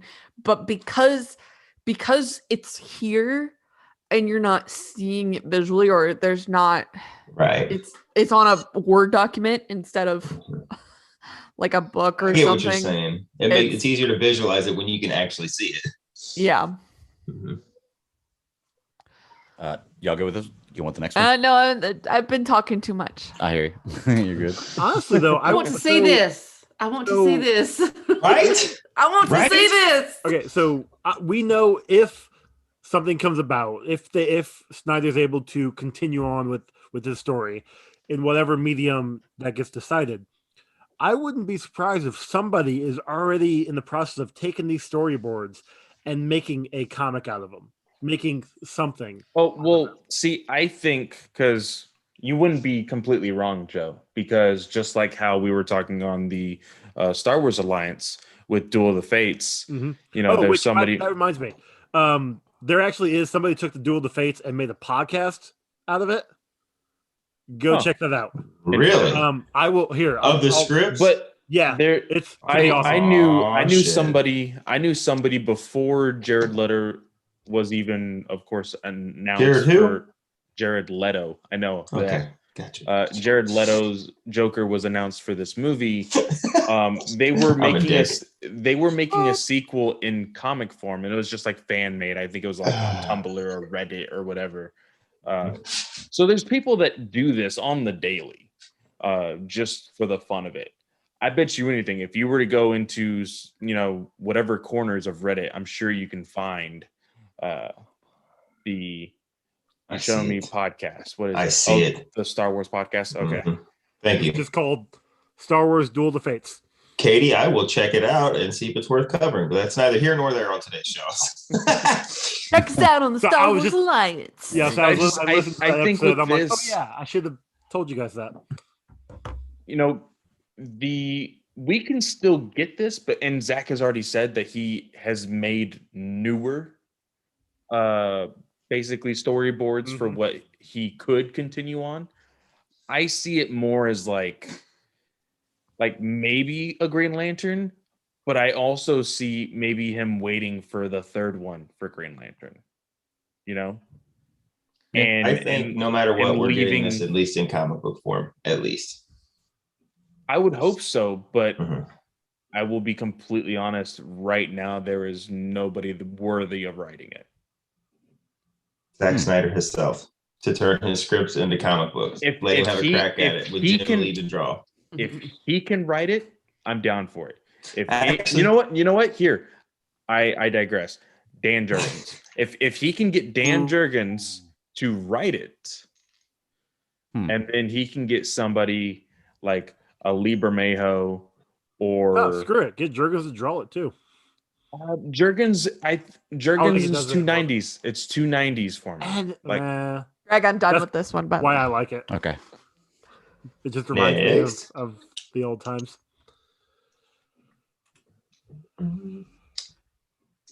Yes. So this last one, okay, we got to it's building up to the third scene or the final act of this movie, I guess, and it's where it's going to be the big battle. It's a dark side controlled Superman against the Justice League. Really, really cool. And this, like you said, this is very similar to like a Thanos destroying all of the Avengers and killing all them took off. Green Lantern's arm. Yeah. Yeah. Poor guy. You just met him, right? If you have ever read Injustice. Yeah. If you have ever read Injustice. I did read Injustice 1. Okay, so I'm pretty sure Injustice 1, there's a scene with Sinestro and his core. Was that one? I thought that was when my boy Kyle Rayner tries to I only read volumes 1 through 12. What do you do? Clay, I didn't read anything else. So minor spoilers. Come on. Don't say it. Okay. So minor spoilers. Kyle Rayner is attempting to like go to Earth, and the Yellow Lanterns stop him, and you don't even see it. You only see the silhouette, and you just see them grab Kyle Rayner's limbs from every corner, and then they just fly off. Drawn and quartered. Damn it. Yeah.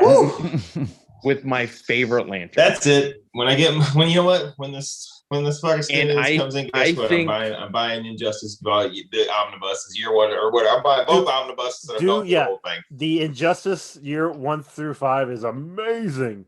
I'm gonna get both the omnibus. If anyone can find the omnibuses for a good price, I'd love to get those.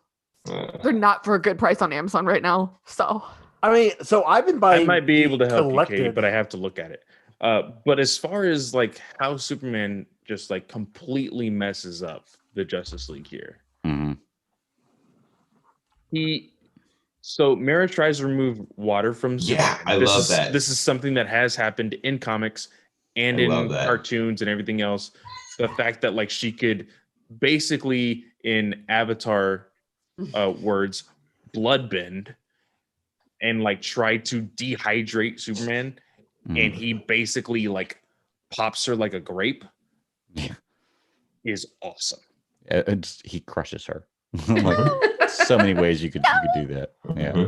Like just imagine him like just holding her head, and then not even have to visually see it. The camera pans away and blood just goes all over Batman's face.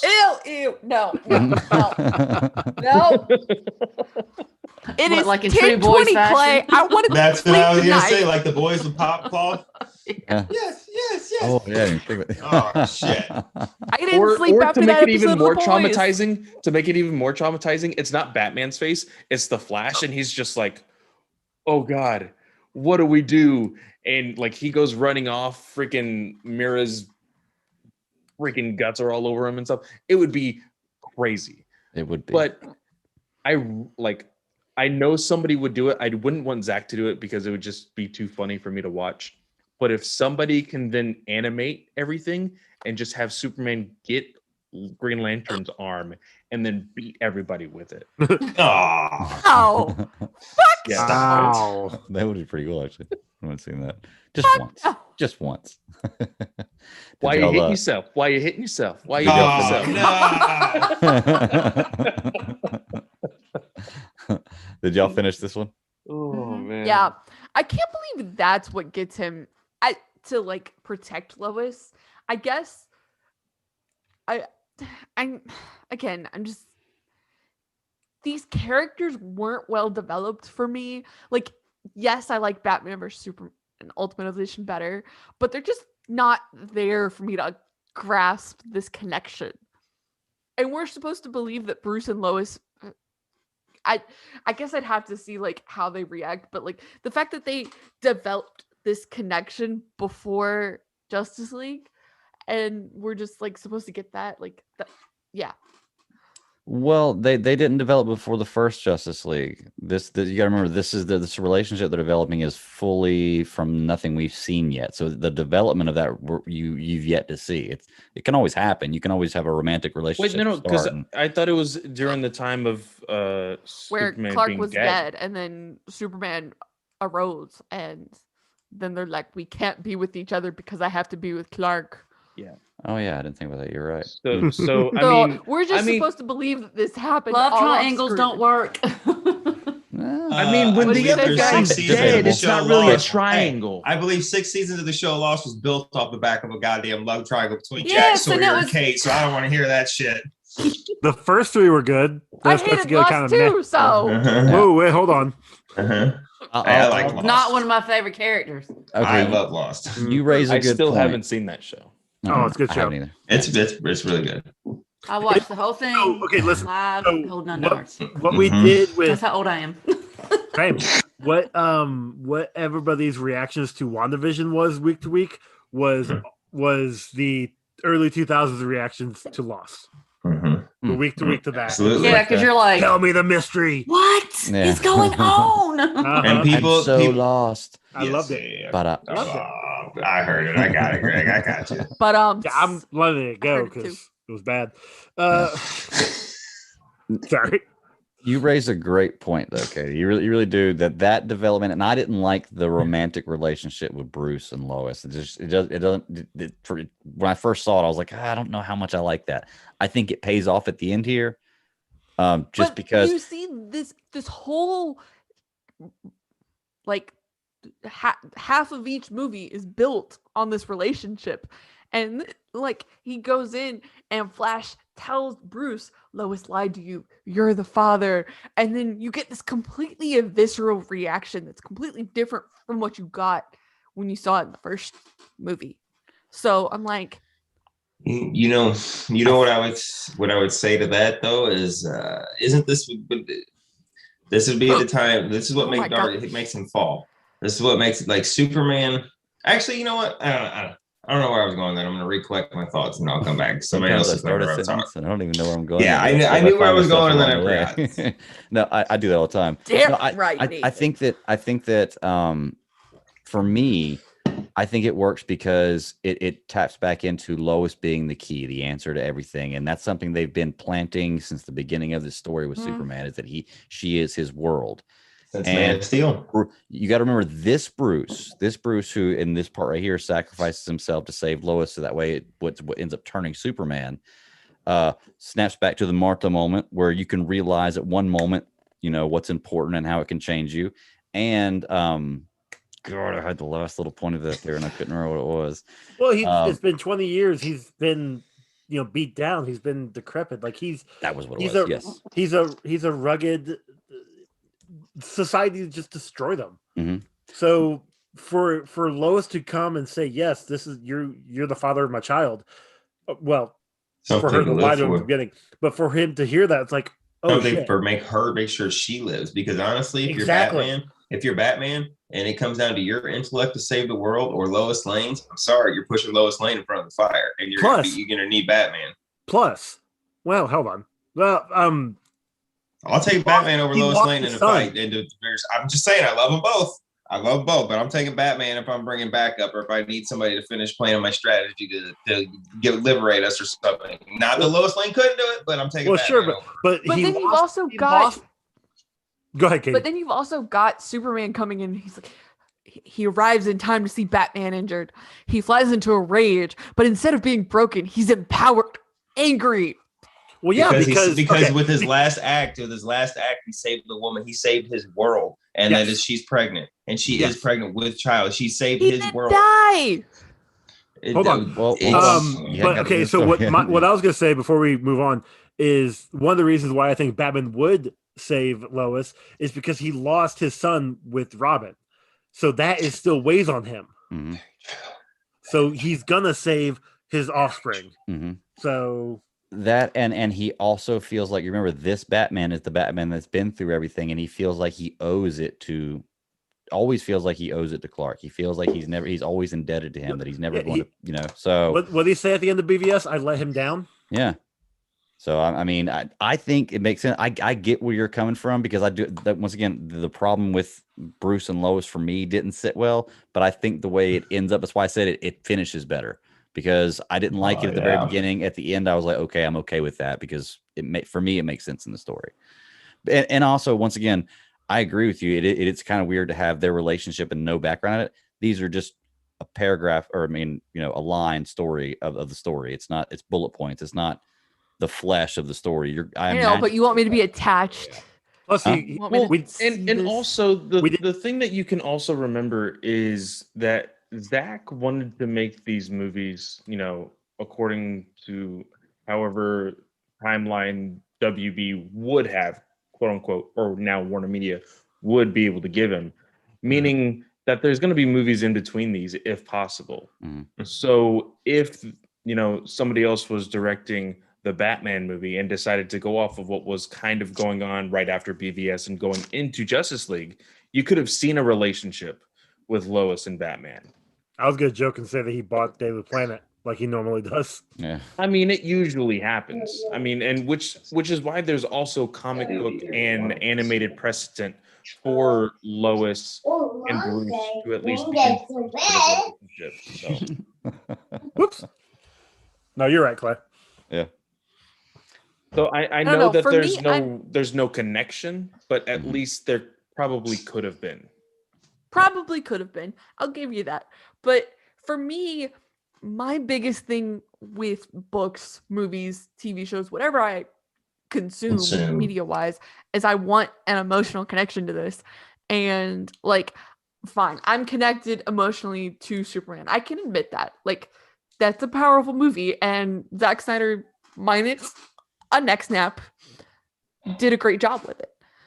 And I felt emotionally connected. I've never felt emotionally connected to Ben Affleck as Bruce Wayne or Batman. I think that is the literal disconnect. If you do not connect with Bruce at the moment that he connects with Clark, with the spear and all of that, and the whole, everybody making fun of the Martha moment, if you don't get that, on that emotional level that they understand each other, then you will not understand Bruce moving forward. And that's just, I think, where I'm at. And Greg, I think you, me, and Heinz had a pretty good conversation about Batman vs Superman Ultimate Edition on Slice of Film. So, I think that's where I stand. Is I don't connect to this Batman. But there's talking about the Martha moment and how people thought it, bringing up the Snyder Cut book. There's a guy named I don't know, I can't pronounce the name, but he's from a Middle East place, and a guy from Missouri named Jeff. And they connected with the Snyder Cut movement. And guys are talking about it because the man from Qatar, I do believe is where he's from, saw that this Jeff dude had talked about losing his mom, and he talked about losing. Yeah, long story short, they connected over both losing their moms, talking about it. And kind of find out they both have their moms have the exact same name, and it was a powerful moment to them, and it brought them together. Yeah. So I know a lot of people make fun of the Martha moment, like that shit doesn't happen, but there are two people in this book that are in the Snyder Cut movement who prove that shit wrong right now. Mm-hmm. And I'm not denying that that's never happened. I'm not saying you, Katie. I'm just saying. Yeah, and I think like I wrote in my opinion, a very good article on the fact that I'm happy that Snyder's getting his release next week. I've never connected to it like other people have. Right. So, which is totally fine. Did y'all finish the slide? Yes. So what do y'all think about the Lord of the Rings like finale? Like we've seen that somewhere before. Like, Lord of the Rings. Lord of the Rings. Lord of the Rings. No. I mean, what? Yeah. I'd have been in the game. Yeah. I like that. It's always me, you know, if you talk to any comic book I've covered with Chris, I love having huge cast. I love having a lot of characters. So it seems more the merrier. Hey, it's just like an orgy. When you walk into an orgy, you say room for one more. You know what I'm saying? Like, it's no matter what. It's unexpected. It really hurts when they say no. Yeah. When they tell you no, you go, ah, damn it. But, Joseph. A little bit of a callback. Back in the beginning of the shutdown in 2020, me, Chris, Joe, Jonathan, and I think it was just the four of us. Well, Tony left a message sometimes. But, yeah, but we had a Into the Snyderverse talk, making plans for what could have been after, or even like in between everything with the Justice League. This right here, this whole Lord of the Rings-esque, fight could have been the introduction to the Atom, because we know that Ryan Choi. Yeah, Choi is going to be in Justice League. So we don't know if, between the first Justice League and this, he's not working on his suit and everything else. So we could have seen like a whole brand new cast of characters. Still calling it now that either in this version, the Snyder Cut, or the future plans, whatever it would have been, if Snyder were to have to go through the whole thing, I am still 1,000% convinced that Luthor would have built his first set of armor out of the Kryptonian armor, out of Zod's old armor. And especially when you see Jor-El suit up in Man of Steel at that beginning, the way that armor comes down on him, it just looks like probably see like a. Well, he had access to the scout ship, yeah, and that's what I mean. He would pervert it and manipulate it to where it was LexCorp, but like I could so see him taking that technology and that metal, like Zod's broken pieces of suit. Zach making a Lex Luthor suit and having him like kind of mirror what Batman looked like in BVS.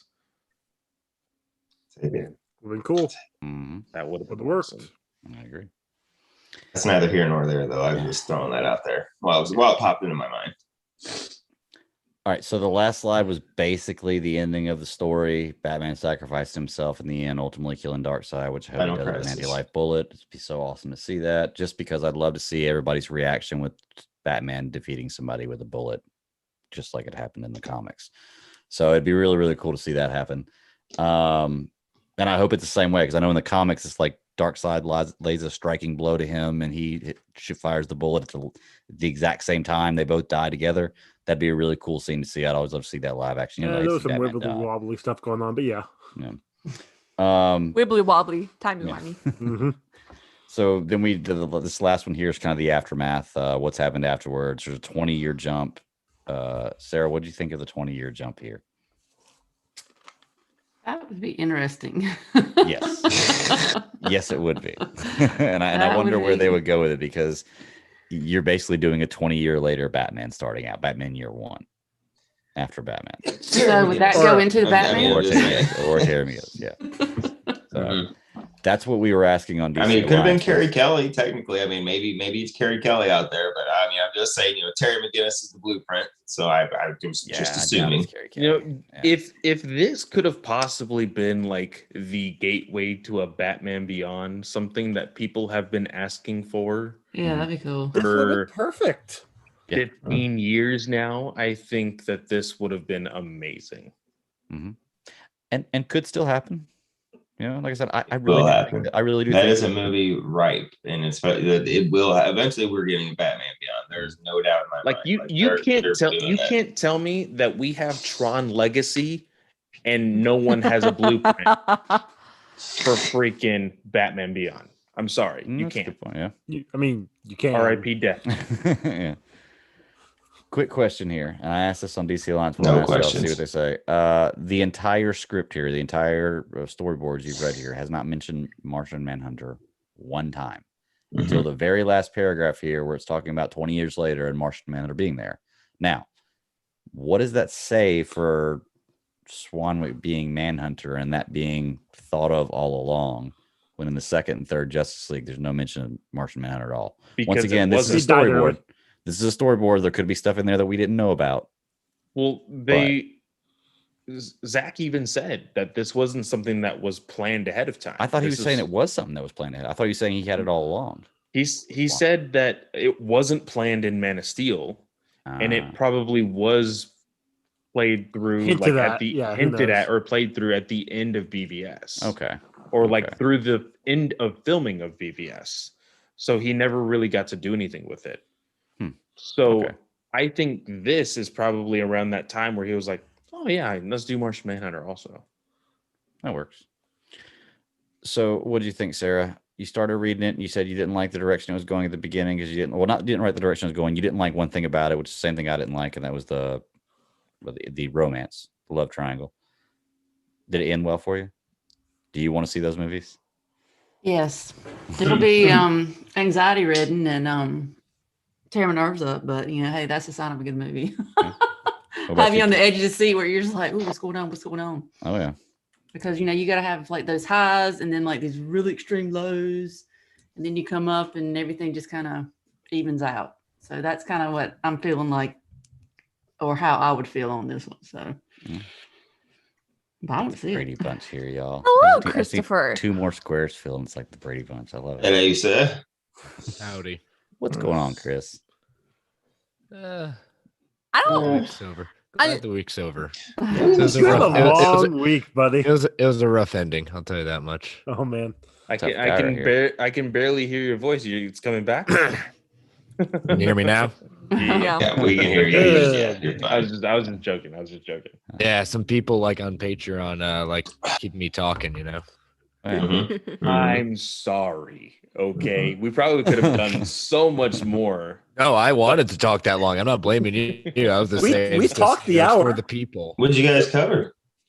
Oh, the new direction that DC Comics is going. So Future State and what Infinite Frontier, or whatever. So I'd be very curious. Katie, were you trying to figure out where you can get Injustice in the Omnis? I want it for a decent price. Like I don't want to pay $100 for it. Like Chris I know has got a people work guy. hard. Chris has got a guy. Here, I got something. Check out cheapgraphicnovels.com. Don't tell people. Cheapgraphicnovels.com, because I'm gonna write that down too. They've got Injustice 2 in stock. Injustice is on back order, but I think they're both the same price, like 81 and change. Okay. Oh, then Because like I read the first volume and I was really impressed with it, and so I was like, okay, I'm gonna read the rest of this. But at the same time, I'm like, I don't own any comics. Well, okay, I own one comic in print form, and it's a Star Wars Legends comic, and I've read it like 6 or 7 times. So, is it the Infinities? Star Wars Infinities? No, it's the latter ones with Cad Skywalker or Cam Skywalker. Ah, okay. Damn it. My place doesn't have the omnibuses. Son of a gun. Actually, I saw Amazon had the first omnibus for like $63. So really? Okay, Yeah. because last time I looked, it was like $110. Yeah, it'll come in. The good thing is in cheap graphic novels, you just put an account in, you build a wish list. They will let you know if something's out of stock when it comes back into stock. But both of them are technically in stock right now. Very nice. One's on back order, and the other one actually is in stock. So perfect. All right. Well, Chris, man, we just wrapped up the storyboards that we covered on DC he knows. on Tuesday. Yeah. Why he hopped on. And I'm sorry. That's why he came on. Y'all, I'm sorry for being so negative. I know people love this stuff, but I'm just like, right. it doesn't speak to me. Katie, you're you ain't gotta entitled like to it. your wrong opinion. That's fine. Right, exactly. Joe. We still like I'm you kidding. anyway. I'm so kidding. I'm so kidding. You're not entitled to it. He's kidding. You're not. Yeah, that's exactly. He's not. You're not entitled to it. I'm just gonna go read my Star Wars books. Well, let's take a real quick break. Last one of the night, and we'll come right back. We'll hop into some news, and then we'll break down Batman vs Superman Ultimate Edition, and then we'll get out of here, and we'll be 5 days away from Zack Snyder Justice League. Woo. Yeah, exciting. But folks, we'll be right back. All right, and we're back. So, Greg, I'm gonna have to go. Okay. I need to go to bed. I understand. Right, understandable. Yeah. So besides, I've covered BVS with you before, so Yes. that works. Check out my Slice of Film episode. It's a great episode. Yep. All right. I'll talk to y'all later. Thank you so much, Katie. Have a good one. Hey. Bye. Circle gets the square. Yeah, now it's not like a Brady Bunch anymore. All right, so let's start with some news here. Let's check this one out. Transformers 7, aka Transformers Beast Alliance, is gearing up to begin filming in late May to early June 2021 for a 6-month shoot. Is this Production confirmed? take place in Montreal and Peru. It is confirmed. It's coming from Illuminati, so you never know these days. Another roll of the dice. Yeah. Let's see. It says 6 months shoot is a considerable shoot, even for the biggest tentpole blockbusters.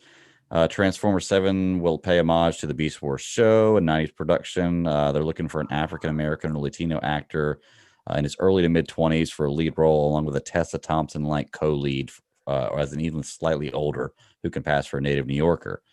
Transformers 7 Beast Alliance is set to take place in the Bumblebee timeline in the 1990s and will have the flavor of a heist film spanning from Brooklyn to South Africa. Yeah, give So zero South America- shits about South the America, human sorry. characters. Honestly, I just want to see the Maximals. I give 0 Fs about any human character. Bring on the Maximals. What's the You Yeah. give 0 Fs about much? Do what? There's a lot you don't give 0 Fs. I want to hear Yes. I care Yes. about this. I do F care for it. about Right. things. You know when I do.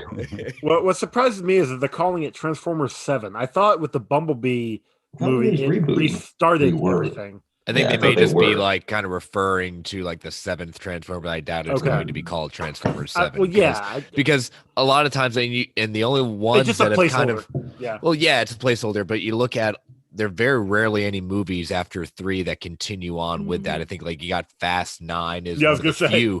one of the few that Police continue on Academy because would say differently. Okay. well, that's the 80s. We don't take Yes, but like nowadays. Because yeah. even like if they think about it, the Marvel movies, Iron Man was the only one. Die that, like, Hard. I guess 3. There's no There's 5. They're But- 5, but they Die didn't say Hard. they didn't say stop numbering it. Okay. Yeah, like they don't number You're it. right. Every Marvel movie was Captain America, Civil War, Captain America, Winter Soldier. It wasn't Captain America 1, 2, 3. So they got away from, it was The it was a Underworld workaround. franchise. Okay, I Fuck could go Underworld. on and on. Well, the thing is, you start numbering past 3, you dissuade your audience, your new audience, from thinking, "Oh God, do I have to know a lot going Highlander. into this?" So Mhm. The only one that did that was Iron Man, right? Iron Man 1, 2, and 3. Hellraiser. and Guardians is going to be the next. Mhm. But that's volume. Well, 3. Valium is a drug. That's going to be a volume number 3. So I just say there's a very big difference Okay. there if you go get a Valium 3. I'm just saying, big difference. So Nathan, Yes. you're big Beast Wars, right? I love it. Have you been- I'd love it too. Yeah. You guys all have you guys gotten the new comic that's been coming out?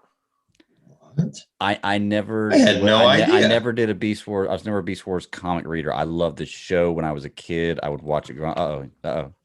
He's about to show us something. Beast Wars. Uh-oh. I think it's 3 issues in or something like that. Oh, okay. So it's something I could grab. So it's and a still fresh be- start. We could get Yeah. on the ground. No, ground floor. I'm pretty sure this I one do is that. brand new that he's about to get. He got a Mm. new chair and everything. Look at him, Joe. This is the new one, right? Let me That see. just started coming out. Yep. Oh, look at that. So So I it's could- only I could jump it's only in one fairly issue early. right now. First issue right here just came out. I could do last that. month. Oh yeah. Is it worth it too? It's issue 0, right? Or issue one. Issue 1. It's issue 1. Okay. Because I was going to, and this is something I can ask off mic, but like I was thinking about doing like some maybe Patreon for it, but I don't know. I 57 really loves Beast Wars. All I have to ask is, Joe, because you'll probably be the only one that knows this, and I know we're chasing a rabbit here. Sorry. Sure. Joe, is it connected to the brand new relaunch of Transformers that happened 2 years ago? I'm not 100% sure. I'm going to say maybe 70% yes, but I don't know fully yet because I've yet to read this. And I've only read maybe 5 to 6 issues of the relaunch, which I did like. Just I had too much to read. So once I read this, I'll have a better understanding. So give me like a week. I got a lot going on next week. This is my first time ever using this cup, and it actually is pretty cool. I like it. Good. Hey, look. Hey, but you've got the special edition, the creator only edition. Right. Yes, I do. Was that The like a silver one of one. Yes, it is one of one. And I have 23 more orders to make. Ooh, boy. Nice. Maybe Is that 23. on top of the 15 you had Wednesday, or You better get to work. So Wednesday, I actually asked Greg for this. Another rabbit. I'm just gonna chase real quick. Sure. I didn't know if like I had to like if I printed out stickers for the USPS. I wasn't sure if I had to drop them off in my city or if I could drop them off anywhere because I went to go pick up my dog on Wednesday. And so I had to drive off to Dallas like at 4 a.m. Got there around 9 and freaking USPS doesn't open until around 8:30 or 9 o'clock. So mine, when I was leaving, was not open at all. So I dropped all 15 cups in Dallas. That was Wednesday. That has your extra cup, Joe, and it had Chris Rimmer's. Chris just sipped. He already got his. Yeah, and it's only been 2 days. So Joe, you will get yours pretty soon. You know what? I might get mine tomorrow. It's a little bit farther of a drive from Texas to Indiana than it is from Texas to Louisiana. So that is true. Which one did you end up getting for your second one? The black metal with black and white, the one that you got right there. Yeah, basically, yep, that one. Gotta match the merch, man. Gotta match the merch. Heck yeah. I like that all black one, but I don't know. I might get the black and white. I might get 2 black and white too. It's like being opposite. Hey, I will say,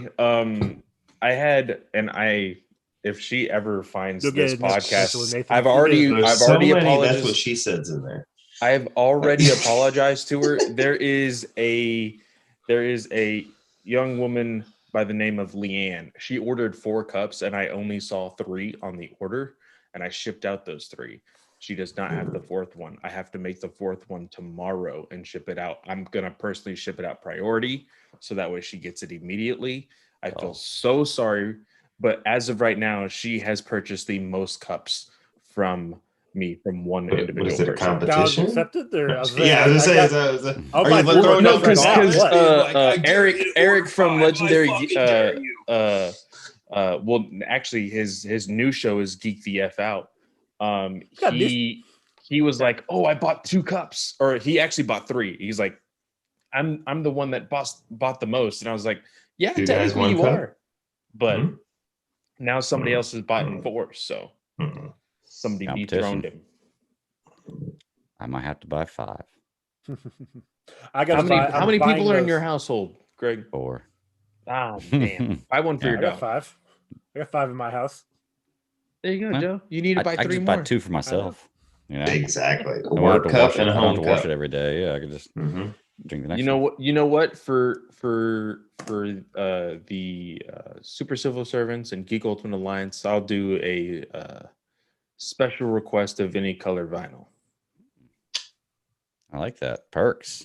Job perks. Yeah. I thought you were gonna be like, I'll give you a 50.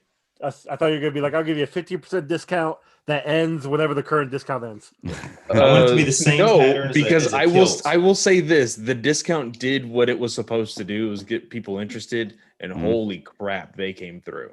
Oh yeah. Yeah, you throw a discount on anything Justice League, they'll come.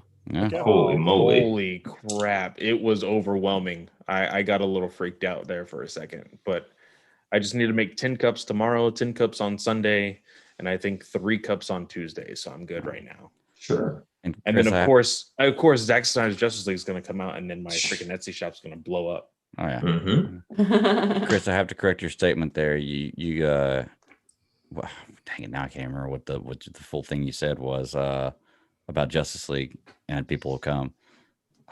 Dang it, I lost the joke. That's what she said. I lost the joke. I had something I was gonna say. And like, right in the middle, I'm not even drinking anymore, and I have those moments where I'll just be thinking, and all of a sudden my brain just stops. That's called old age.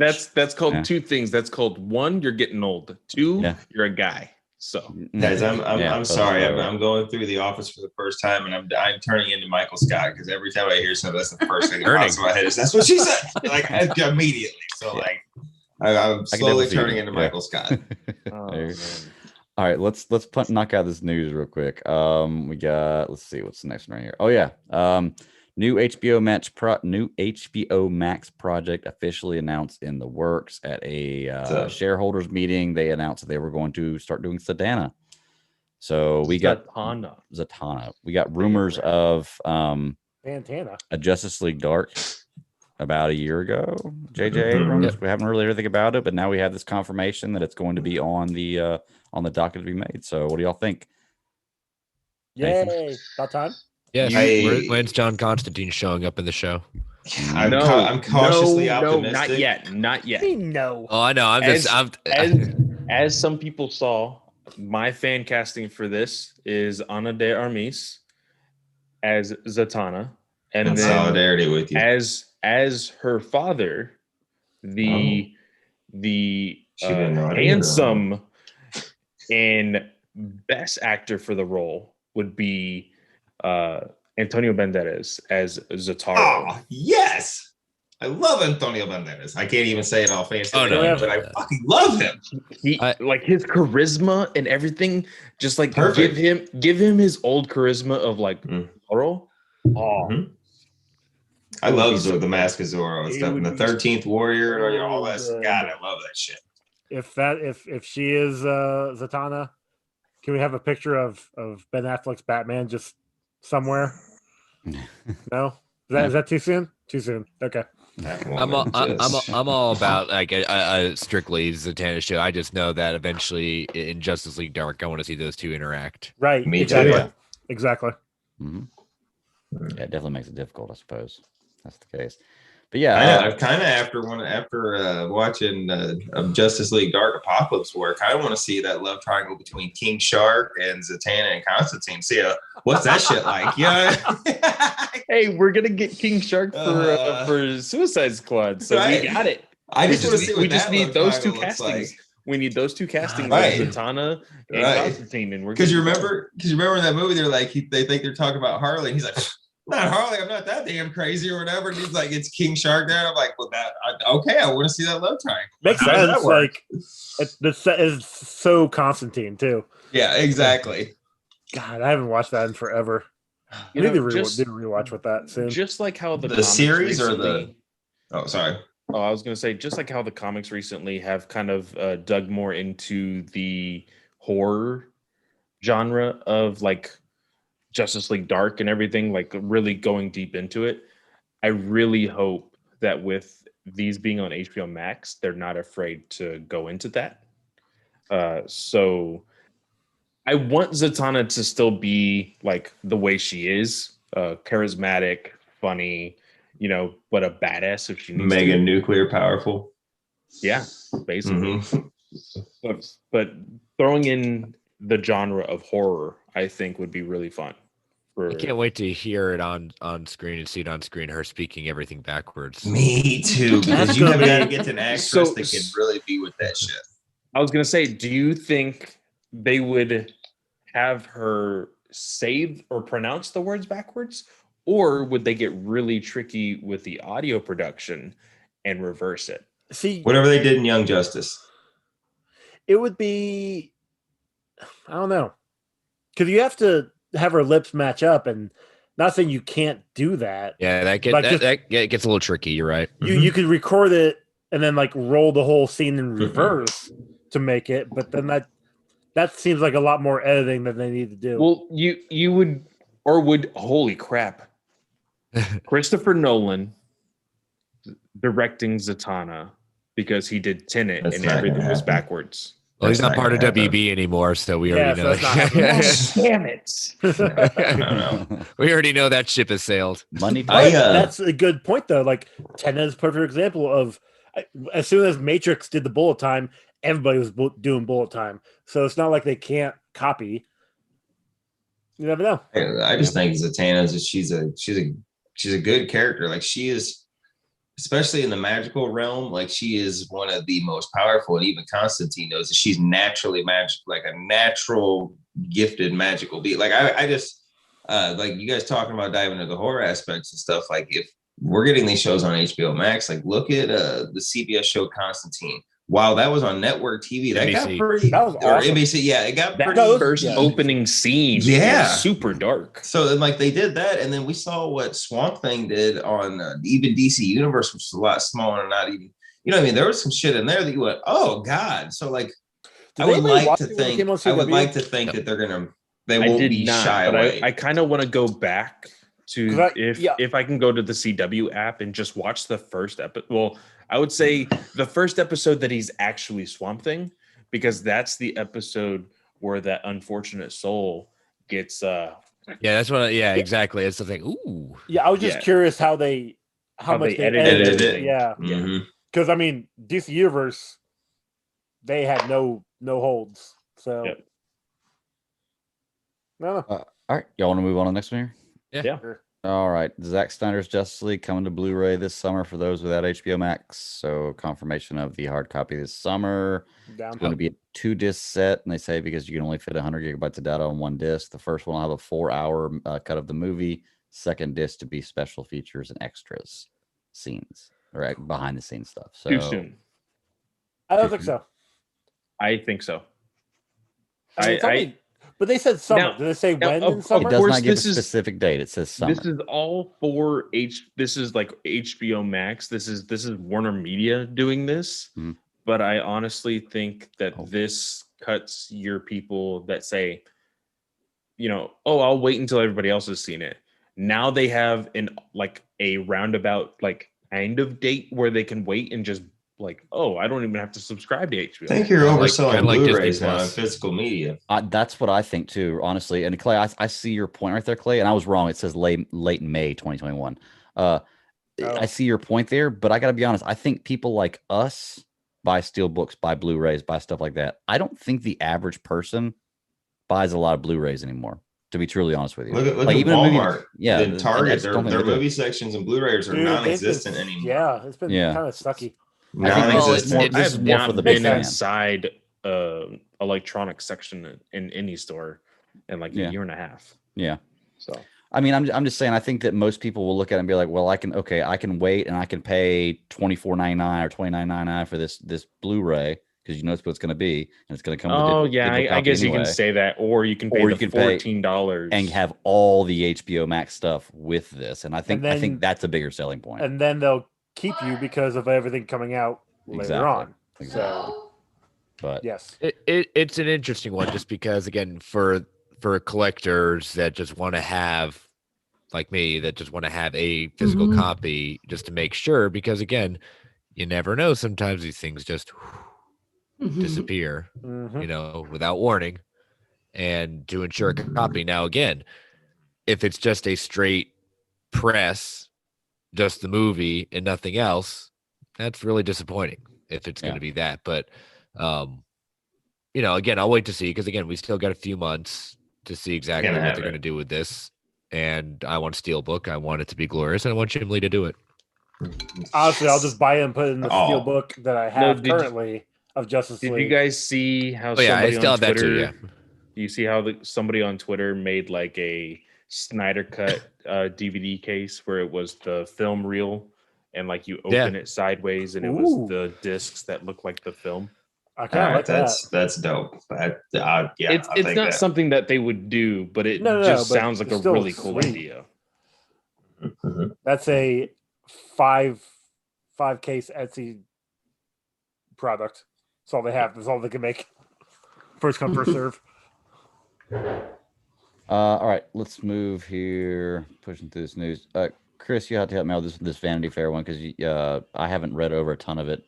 This basically Justice for a Hero and a Villain. It's talking about Ray Fisher and Joe Manganiello and how their behind the scenes stories, what happened to their characters, and what this Justice League movie is doing for their characters. Yeah, another good article. It's interesting it came out that they had these interviews. Ray and Joe Manganiello sat down during the reshoot of the Nightmare sequence with Vanity Fair back in October, and basically it was outside of some things that Ray wasn't going to be talking about because of the investigation. It was kind of interesting hearing particularly Joe's story, because we've obviously heard a lot of Ray, and a lot of the stuff that Ray had said in the article was not necessarily new. There were a few tidbits in there that were new-ish. But Joe kind of just basically saying, when we filmed that, when my sequence was meant to be leading towards the Batman title with Ben Affleck. Yeah, that's the way it was done. That's the way it was put in at that point. And then Ben left, and then Joss had taken over and had changed the scenes all the way around. And it was about Justice League 2 instead. Right. And that at one point he was supposed to be, and we know this too, that he was supposed to be in the Suicide Squad sequel, facing off against Deadshot. That was there for a while. That got, that didn't happen. And so he said at one point, I had to put it away. I had to move on because it killed me every time I was thinking about it. So I put the suit away. And he said almost like the minute he put the idea away, Zach called and said, "This is real." Perfect. Could you imagine getting that phone call too? Because he talks about in this article about how, you're right, it wasn't just the scene at the end. He had done so much sword training and training with the guns. Yeah, building up for the Batman. Because he was into the character, and I think he said he was going to come back and film that scene, then take a year off and come back and really not take a year off, but take a little while off, come back and flesh the character out and really try to nail that character. And the look is awesome. So I imagine it would have been a great portrayal. Yeah, and I think we're going to see him again in Deathstroke. I think this movie is going to show real well, and I think that again, it'll just be pretty awesome. And I like how the Sarah.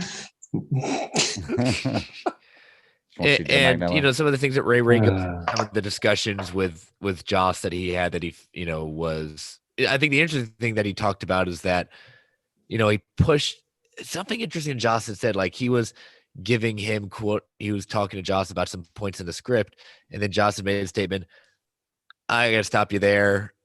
I don't deal with notes. I don't even take notes of Robert Downey Jr." Yeah. And it was like, well, that's pretty fucking smug. All right. Yeah, because the way, like, he kind of said it like the way Joss had been sold to him versus when he was talking to him were two completely different people. And at that point, it's just like, fine, this conversation's not going anywhere. I'm just gonna stop. Yeah. I just read this right here. I didn't realize that they actually had it set. We're talking about him Joe Manganiello coming on as Deathstroke to fight Deadshot in Suicide Squad 2. That all went out the window as soon as James Gunn came on board, because that wouldn't have been that. You can't get enough jokes out of that. That shit, you can't crack a joke every 47 seconds if you do that. So I'm just joking. I haven't even seen those Suicide Squad yet. But after the first one, I'm pretty sure since they didn't get the numbers that they wanted, it kind of got scrapped. That idea got scrapped. So I'm sure. Yeah. Although it did win an Emmy. Or Emmy, Oscar. Yeah. Thank you. But it's a good article. It's definitely, it's from their perspectives about it. Unlike the previous piece they did, which is looking at the whole movement, which again is outstanding within itself. But it was nice to hear, the opportunity again to kind of go pretty much no holds bar. And it was kind of cool when they basically dictate the interview and how, like, Joe sits down and the author was asking him a question, and then Ray, "Hey, how you doing, man? that's a nice mohawk you got there. He said, yeah. He rubs it through the hair. I said, no, that's some good work they did. No, I shaved it. He said, get out. No, I'm serious. I shaved it. I just did this before we got set. So yeah, that's his hair apparently. Nice. Dedication. Making that money though, you should. Anybody else comment? It helps that he's just a giant nerd and he doesn't care. So yeah, that's true. He's a D&D man. Yeah. Anything else on this one? Sure, find out more. All right, let's go on to this next one here. This one caught me. Benedict Cumberbatch reveals whether he'd play Grand Admiral Thrawn in The Mandalorian. Apparently, after reading this article, Cumberbatch has no plans to play. Nobody asked you, and doesn't Benedict. It was all fans. It was all fans saying exactly. Literally, he doesn't even know who the character is. He doesn't even know who Thrawn is. This is just him responding to people texting him, tweeting at him. He's like a hoity-toity actor. He's like high class Britain stuff. Like, I don't know this stuff. Yeah, pinkies up and shit when he's drinking his tea. You know what I mean? I'm not in these actors' minds, but I know that if I was that popular and you've had to have heard this somewhere, hey, people are wanting you to play Thrawn. My first thing would be like, well, who is Grand Admiral Thrawn? And I would look it up. Just me personally. You know, why? Like because fans would love for me to do it. Why would I not? Doesn't matter. They don't care. He's got enough work. He doesn't give a shit what the fans think.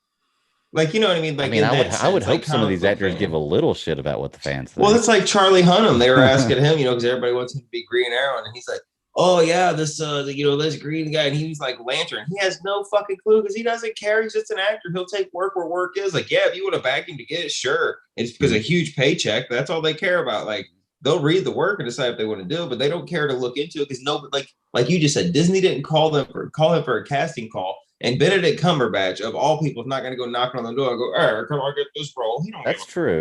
He can go anywhere. People are coming to him, not the other way around. And don't get me wrong, I don't think that by him not looking this up or anything like that, I don't think he's saying that it's impossible he wouldn't do it or that he should make a decision on it based on what fans want.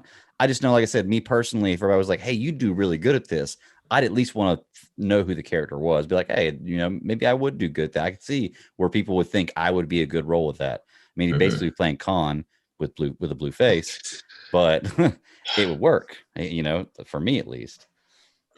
I see what you're saying, but like I said, again, I don't think he really cares. He's got other stuff to do, living his life. Like if Disney calls him and says, "Hey, we want you to do it," then he does research. But right now, there's not even the prospect of a paycheck at the end of this, so he doesn't care. He's got other roles he's studying for and doing and preparing for. Sarah, you got any thoughts? I like him. I mean, I think he would be good. I mean, but then again, I mean, I think he would have I can see why fans would like him to, do that character because I think he would have the presence. He's got the angular features, that kind of thing. But then again, I mean, it's, fan casting. I mean, how many times have, we always wanted to have somebody, but, like you said, unless, one of the, the studios, approach them. I mean, it's, it's just a straight pipe dream. So yep. We can, still look for our throne. All right. Well, let's knock out the last little bit here. I'm gonna put 3 news stories into one because they're all about the same thing, and this is flash castings. So it looks like Kirstie Clemens has been to star in the Flash movie, which I thought we already knew. Kirstie Clemens. Yeah. No. That was just a rumor. This is actually a huge win for her, and I think it's got a lot to do with the Snyder Cut coming out. Honestly. Okay. Well, that is big news, and I thought we knew that. I thought she was always intended to be Irish, but okay. We were making assumptions. Okay. Maribel Verdú has been cast as Barry Allen's mother. Cool. Don't know her. Ready to see her. And Billy Crudup is not coming back as Barry Allen's father. And will be recast. Will be recast. So they're not. And that one crushes me. Yeah. Well, I think it's only because of scheduling conflict, right? Yeah. Morning show. Yeah, it's not a matter of not wanting to do it anymore or anything like that. It's just scheduling, and I get that. I mean, it's part of it when you're that good and that popular. You have things to do. You got to make it work. I understand. So, but yeah, that's the and the fact that he won an Emmy for his role. He hates to say it, he's going to do the one that gave him the award. Don't blame him. You're right, Chris. You're absolutely right. They are not beholden to our standards of what they should and shouldn't do as far as taking jobs. No, but he's a great actor, and it would have been like we all said, it would have been nice to see him continue that journey with man. God, yeah, you're right. Like I don't know why it's popular with Billy Crudup. Like the Watchmen scene where we get the origin of Dr. Manhattan. Like I've got such a feeling we're gonna get that with Cyborg, and like I cannot wait. Like I love that is one of my favorite little origins ever, and that was before I was even a huge Zack Snyder fan. Like I was just watching Watchmen and 300, being like, these movies are cool as shit. I get them, you know what I mean? And then like I really put like can you imagine if we get that kind of scene with Cyborg and his origins with the mother boxes and go, you're going man, to. it's gonna be great. I think you're going to, yeah. It's gonna be great. It is gonna be great, man. Dude, so close.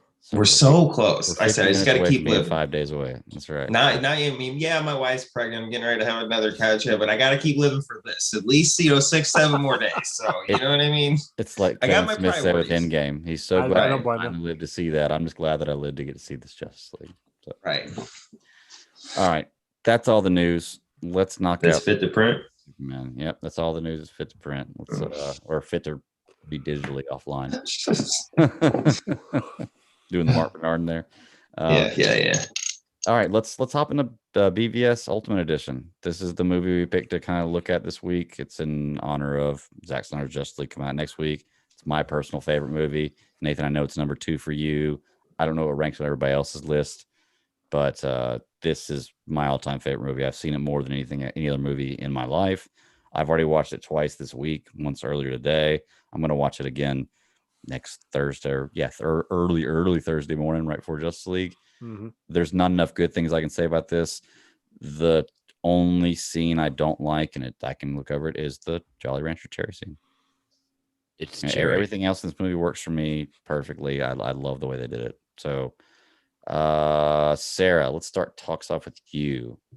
Well, I'm gonna keep this short and sweet because, dudes, I am like utterly we get it. I love this movie. I love watching it. I mean, I could watch it anytime, any of the day. I love it. Because one of my favorite parts was like the introduction of Wonder Woman.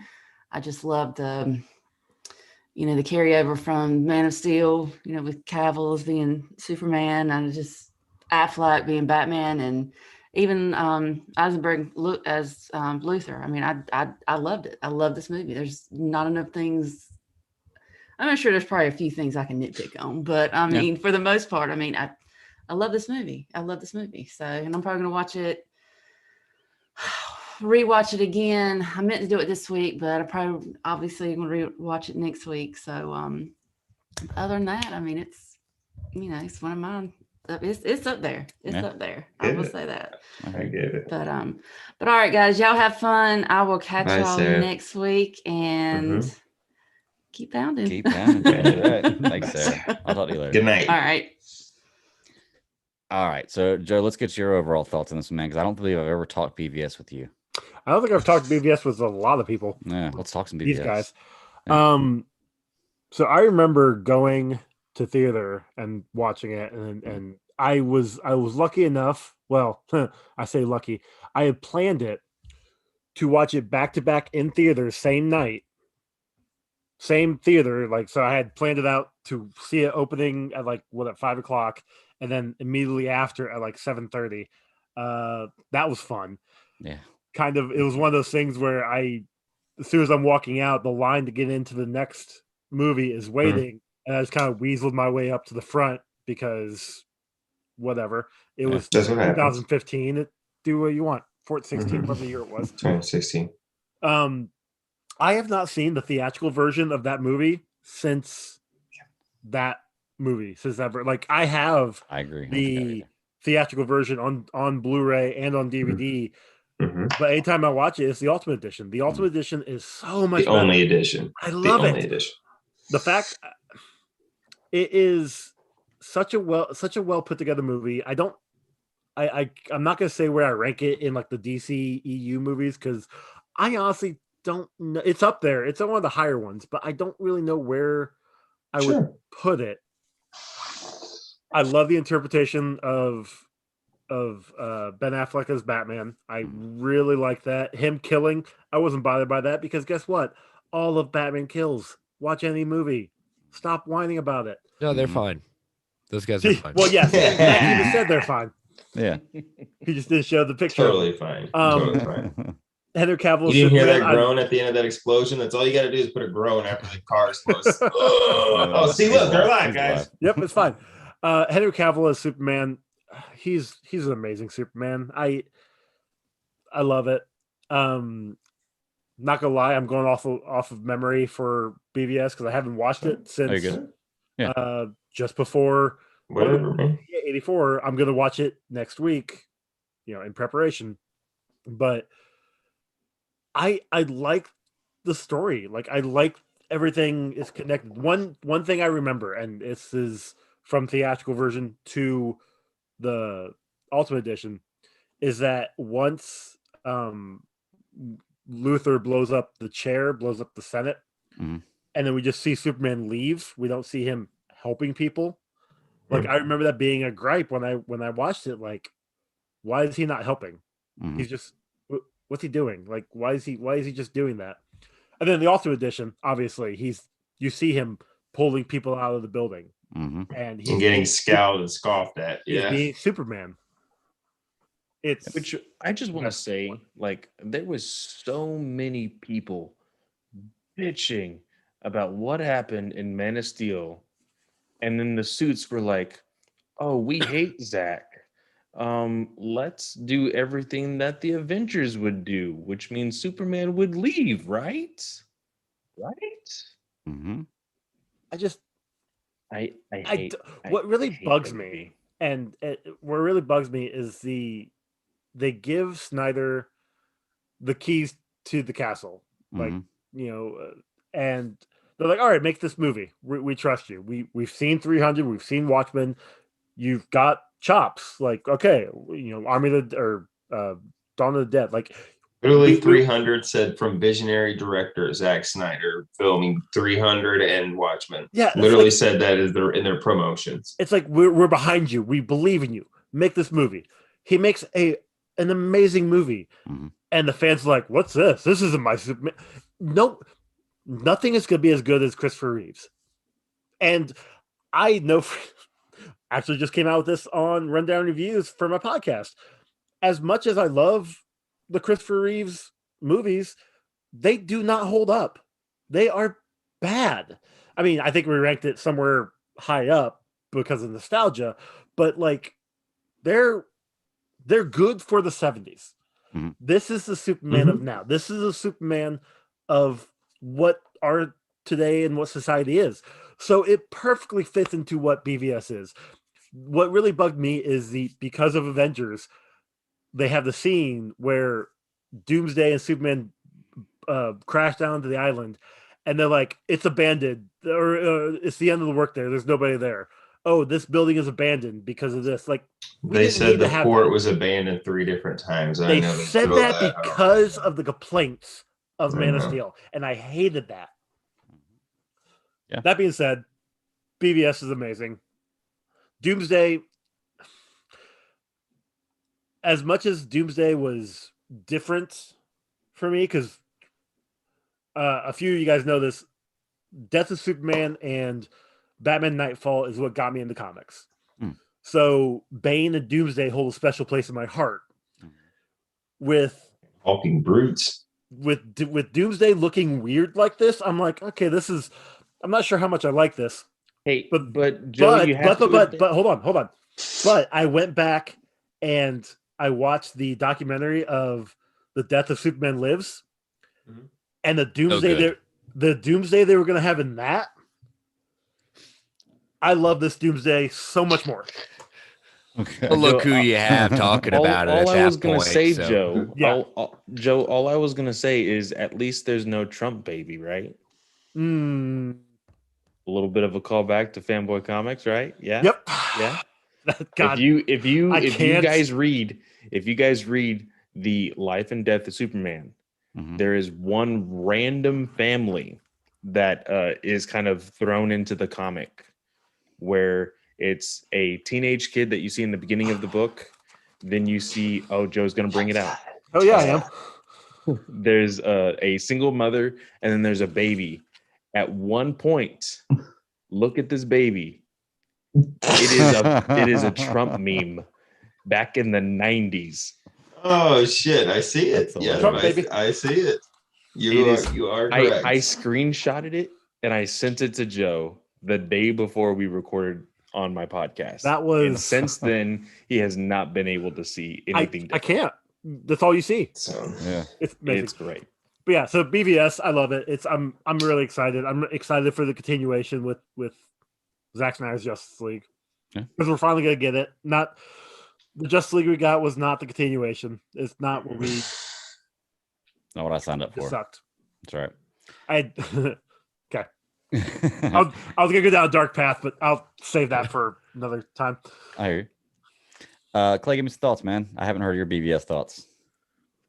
BVS had a very special place, just because when BVS came out, I had first moved in with my now wife.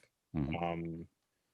I convinced her, hey, I got these random IMAX tickets to go see this thing at our local theater. Let's go check it out. And she had no idea what it was.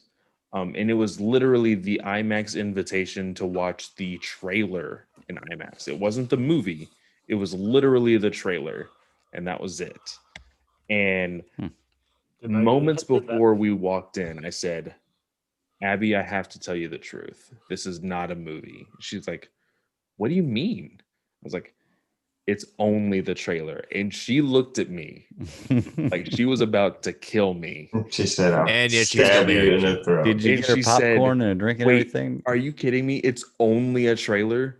I was like, yeah, but I get some really cool posters afterward, and there's something really cool at the end of it.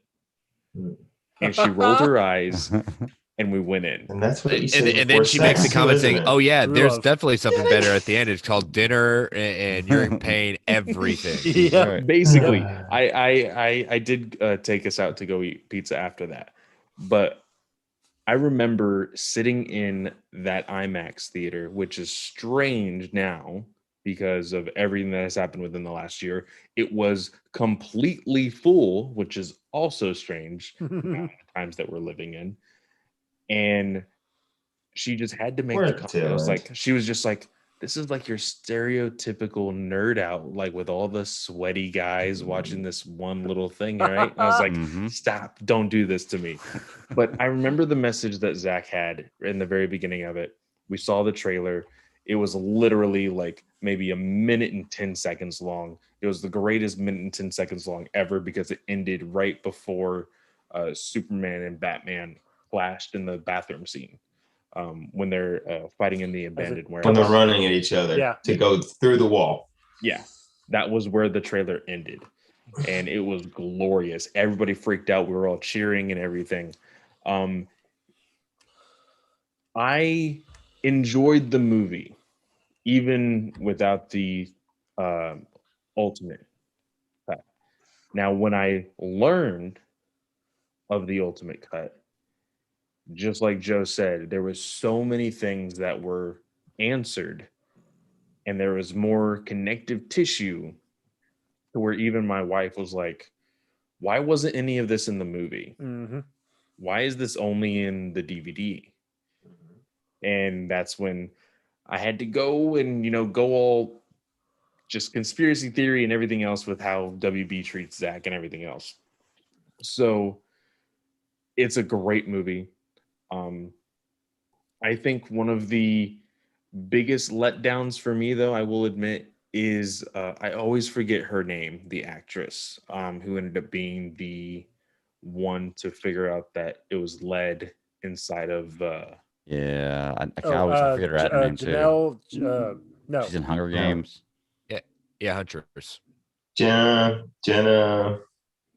I can't remember her name, but I remember all the theories. Oh, that's Batgirl. Jenna Malone. Oh, that's Carrie Kelly. Like I remember all the Carrie these Kelly. different, all these different theories about who she could be, and I understand. wasn't it Peter Capaldi was the World Health Organization doctor in World War Z. Doctor. Oh, which was funny because he was the Who doctor, and then the next year he became the Doctor. Like, you have big names in these small roles all the time, but she was so prominent, and so when her name was thrown out there, it's like, oh man, we're getting a Batgirl. We're getting Batgirl. This is gonna be so cool, and it didn't end up being that. But even her character was like, okay, this one small scene with freaking with Lois and the General and everything else, it's all connecting. It's all connecting, and there's a reason for it. There's a reason why you need to let your directors make the film that they have envisioned. Otherwise, you're picking apart a story and you're not going to be able to freaking tell which way is what. I agree.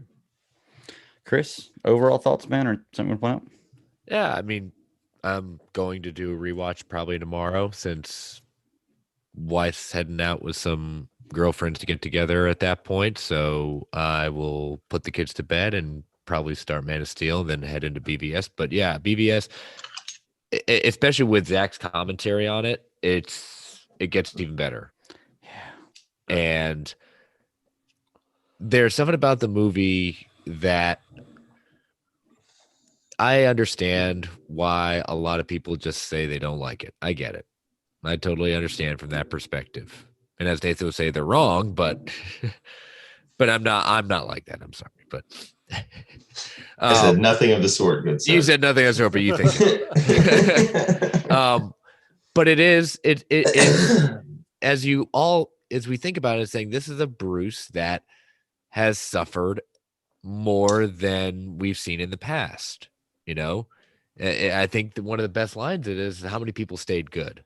How many people are still around that are good? How many people stayed that way? Mm-hmm. You know, this is a very different Bruce at a different time.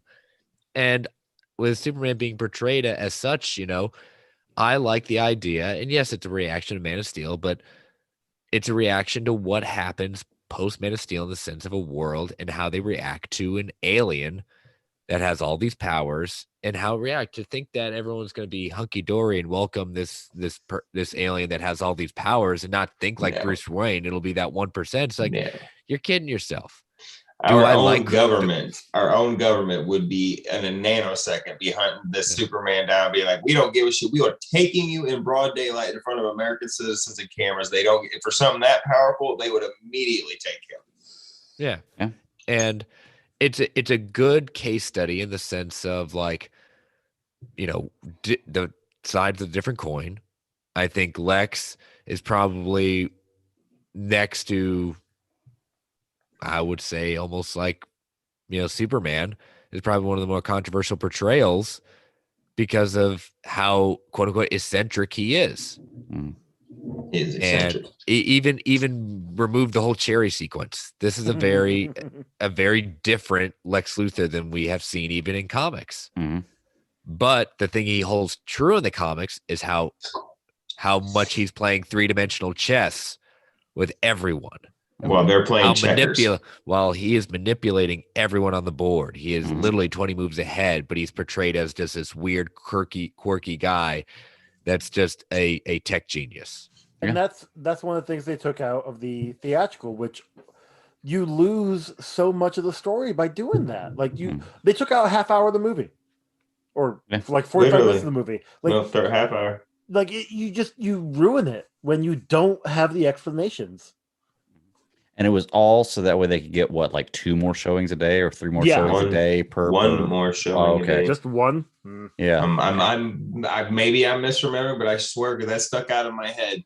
That really stuck out of my head. I could be wrong speaking out of turn, but I swear that's what sticks in my memory anyway. Is it was 1. Mm-hmm. Nathan, but Chris, did Chris finish though? I was gonna say, did you finish, Chris? Sorry. Yeah. No, I'm good. Okay. Well, Nathan, give me some thoughts, and when you do that, I'm going to share this picture you sent me the other day. Good. Seriously, I'm going to lead us into thoughts. So, because I got a couple things I want to talk about, and then we'll wrap it up here. Let me share this. Your thoughts on it. Well, I'm going to start that. Like this kind of when I watched Man of Steel, like, and I know it connects to it, like where it goes, oh yeah, this, yeah, I know. I know. Look how Batman, and I know it's a different one, snaps out of it with just a name. You know what I mean? But crazy, like this goes, like when I saw Man of Steel, like I remember walking out of there and being like, whoa, and needing to contemplate it and think it. And then I saw it again. And then by the time BVS was coming out, it was like my movie that I would, yes. Well, I went the weekend the BVS came out. I had a Thursday night ticket, which I never do anymore because my work schedule, even like I kicked it to go in and work with like hardly no sleep because like I came home, took a nap. I was like, I can't miss it. I'm watching opening night. And I did that. And I remember when I came out of there, I was like, oh, man, like I know I liked it. There's definitely some good, but like, like just let it sink in. Mm-hmm. And my nephew, he, like his mom wasn't going to take him to see it, stuff like that. He knows. So he called me. He's like, Uncle Nathan, will you please take me to see this movie? I was like, absolutely, buddy. I'll take Saturday. We went Saturday afternoon. And when I went with it again, just like most of Zach's films, like it sank in, it sat a little better. And then I watched it a third time in the theater, and I was like, yeah, I like this. Like, and like Joe said, like I had my nitpicks, like we all did, like, yeah. Man, Superman should have, like this perfect example, the Capitol building. He should have been there doing more, like Clark doing more investigation, even Lois like expanding it. You fast forward and you get the Ultimate Edition, or in my opinion, the only edition. And it gives you all that stuff. And that's where you really start to get this, to break it down. And like you guys said, like what better way to take a criticism from Man of Steel and hang a fucking lantern on it than to open it with the history lesson of Bruce seeing it from the ground, from the human perspective, and why it was so damn devastating. You know what I mean? And like, so they went back and they showed the same destruction from the ground level, and even the people screaming and running, but throwing it to the guys of Batman being like, what the hell is happening? So much so that in his Bruce Wayne form, he is literally acting like Batman out there being Bruce Wayne. You know what I mean? Like it's so dire. And like just them showing that in like the Lois and Clark relationship, man, it's built up even more beautifully, and that's how it's going. You completely understand why Batman is so into it. And I never flinched at all with Bruce being older and bitter, because I think it's also because I grew up with the animated stuff. Batman Begins, Bruce starts out in his later age. He's older, he's gruffer, he's being harder on these criminals, and then he has a heart attack and pulls a gun on a criminal before he stops being Batman. And then we fast forward to get to Terry McGinnis, and he's still this old gruff asshole who's beating the hell out of people with his cane. So what I'm getting at is maybe I was more prepared because I grew up in the animated universe, but like Batman being like that, it checked out to me. The world being so enraptured with Superman as either being a god, a savior, or a filthy alien, whatever you want to call it, like that is so makes sense right now. People know the world we live in now, any little thing is media worthy and gets blown up and taken out. That all checks out to me. Wonder Woman coming in, holy shit. You want to talk about making an entrance and like going with it, like it's the themes with Alfred trying to get Batman rehabilitated.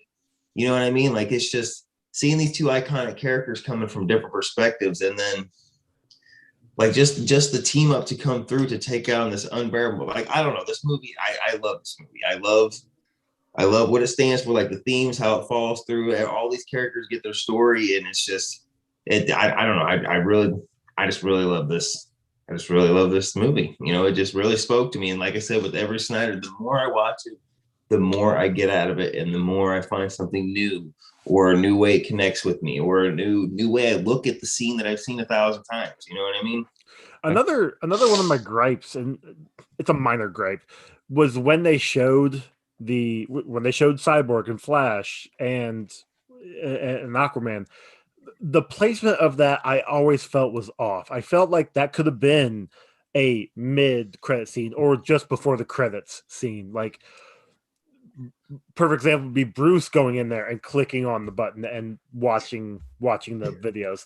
I get Diana doing it, but the placement of it always seemed weird to me and always seemed off to me. Speaking of the files, I love that somebody made a meme, and in one of the files is Tom and Jerry to click on it like you're going to see the Snyder cut. I thought that was fucking hilarious. It's got Wonder Woman and all that, but you see Tom and Jerry's face on there to click on it for the Snyder cut. Oh, fucking brilliant. Oh, that's awesome. Brilliant. I haven't seen that one yet. This movie speaks to me on a number of different levels, mainly because my favorite comic of all time is Dark Knight Returns. It's one from childhood. I'm gonna go get mine. And this movie is strongly tied to that comic. He pulled a lot of inspiration from that with the final suit, with just some of the scenes are drawn exactly from this comic, like the scene where the lightning strike, the cover is literally in the movie. Yeah, the cover. The scene him busting through the wall, grabbing the guy with the gun. KGB. Yeah, I mean, and that's down to exactly what he says. He says, "I'll do it. I know. I believe you." And then he fired. That's the exact same way. So people saying it doesn't happen in the comics bothers me about this. There are a few things I want to point out about this that people were bothered by. That it's just like, why the hell are you? Joe, you already said one with the killing. Batman kills. Go read a comic. Go watch any. He doesn't murder. He doesn't murder. He doesn't murder. He doesn't plot to go out and doesn't murder. Casualties happen. Exactly, and there is a difference. Okay. If you didn't like the way Batman was portrayed in this movie, you're not supposed to. That's what we're supposed to get. This is not supposed to be the Batman you're used to and the Batman people like. You're supposed to get that feeling to understand that he's gone down to a dark place and to bring him back up. You're not supposed to like this Batman. I mean, it's like a Punisher Batman. I mean, I guess you could like it, but it's not the Batman you're supposed to like that everybody knows, and that's what he's going for.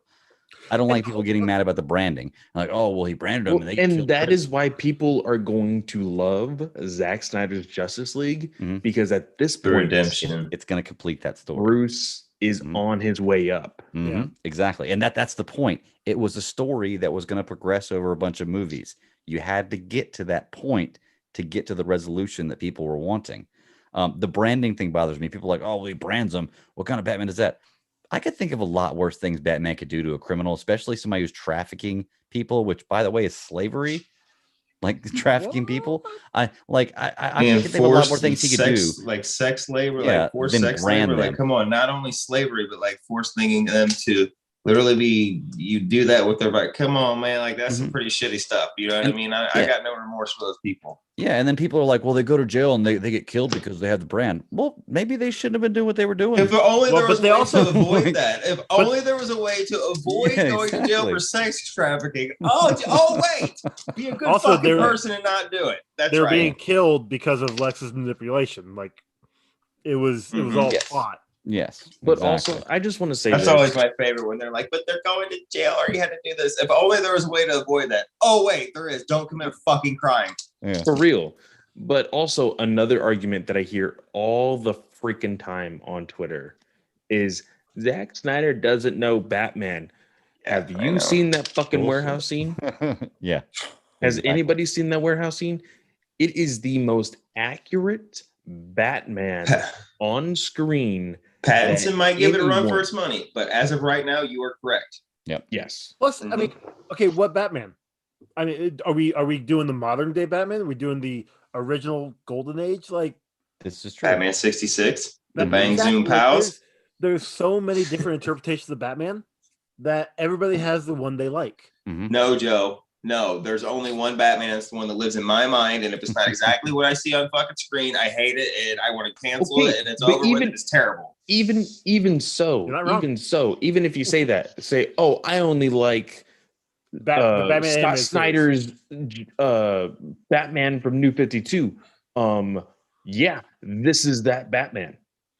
Like, I'm sorry, that is this Batman. Like the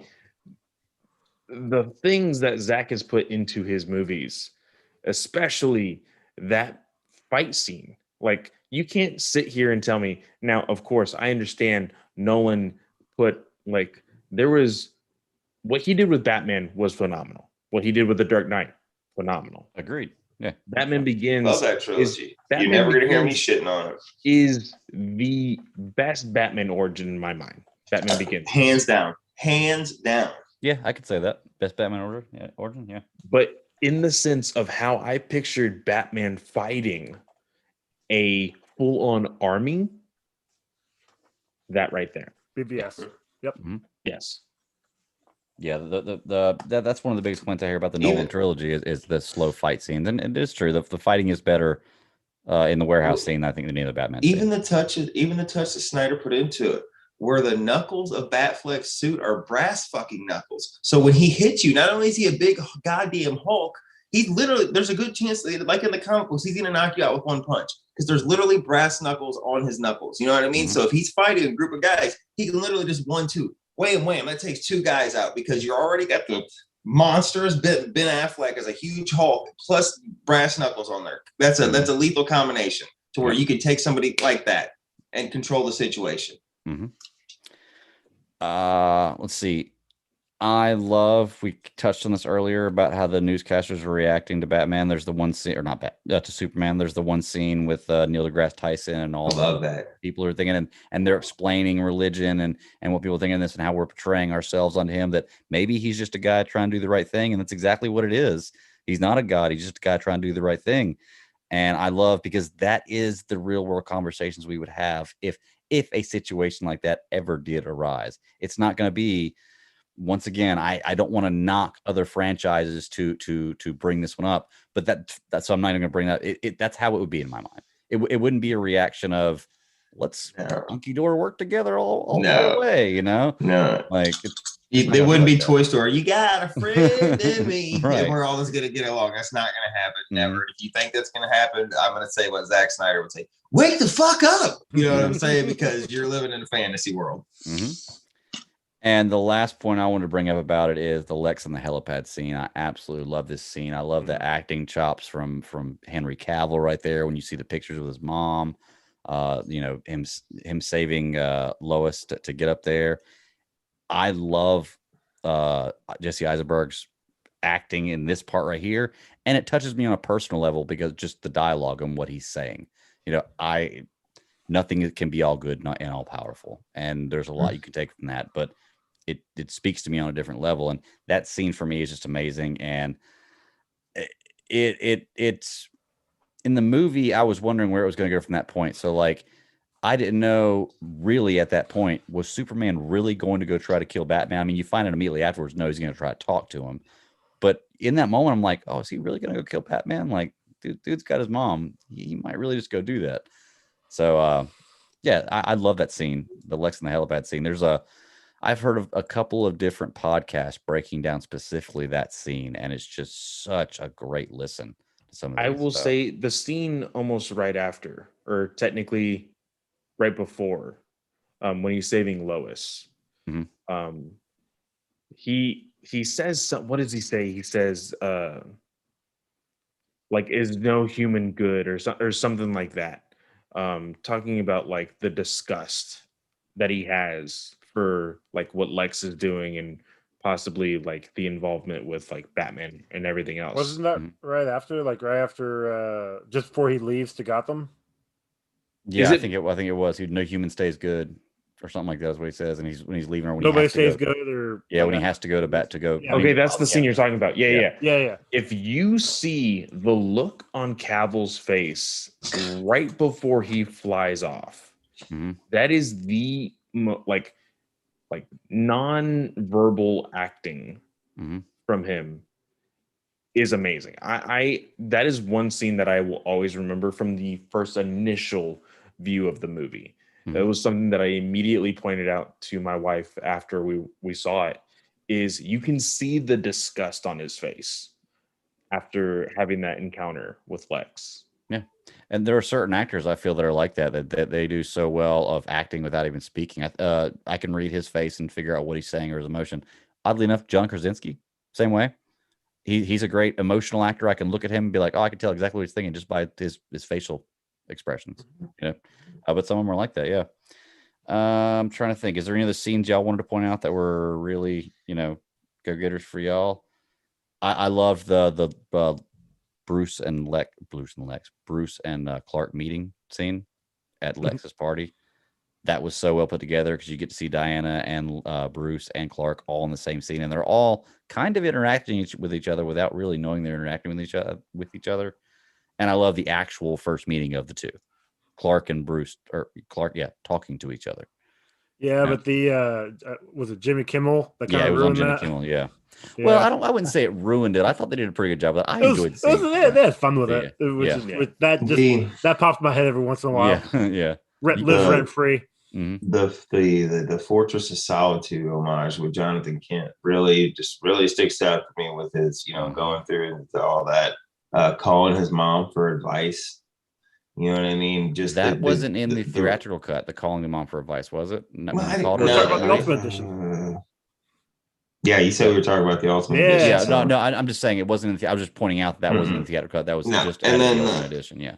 Well, and the relationship with him and Lois, and to your point, like you can see it in their faces, like the both of their chemistry and like the looks and the stuff that you get, like you get the feeling that there's the unspoken look, like with your wives or your girlfriend or your partner, whatever whatever way you go, like you're with somebody long enough that you develop that like unspoken bond, like almost your own language, where you can kind of give a look to each other. And yep, you know exactly what it is, or you can immediately tell the moment they come in the door, the body language, that something's off or wrong, or you know what I mean. And I think Henry and Amy have that great chemistry, because you can look at Clark and Lois and just, like Greg was saying, to your point, you know what I mean? Like you can totally tell what they're doing. Like whenever Superman is down, like you can see he's defeated, he's deflated.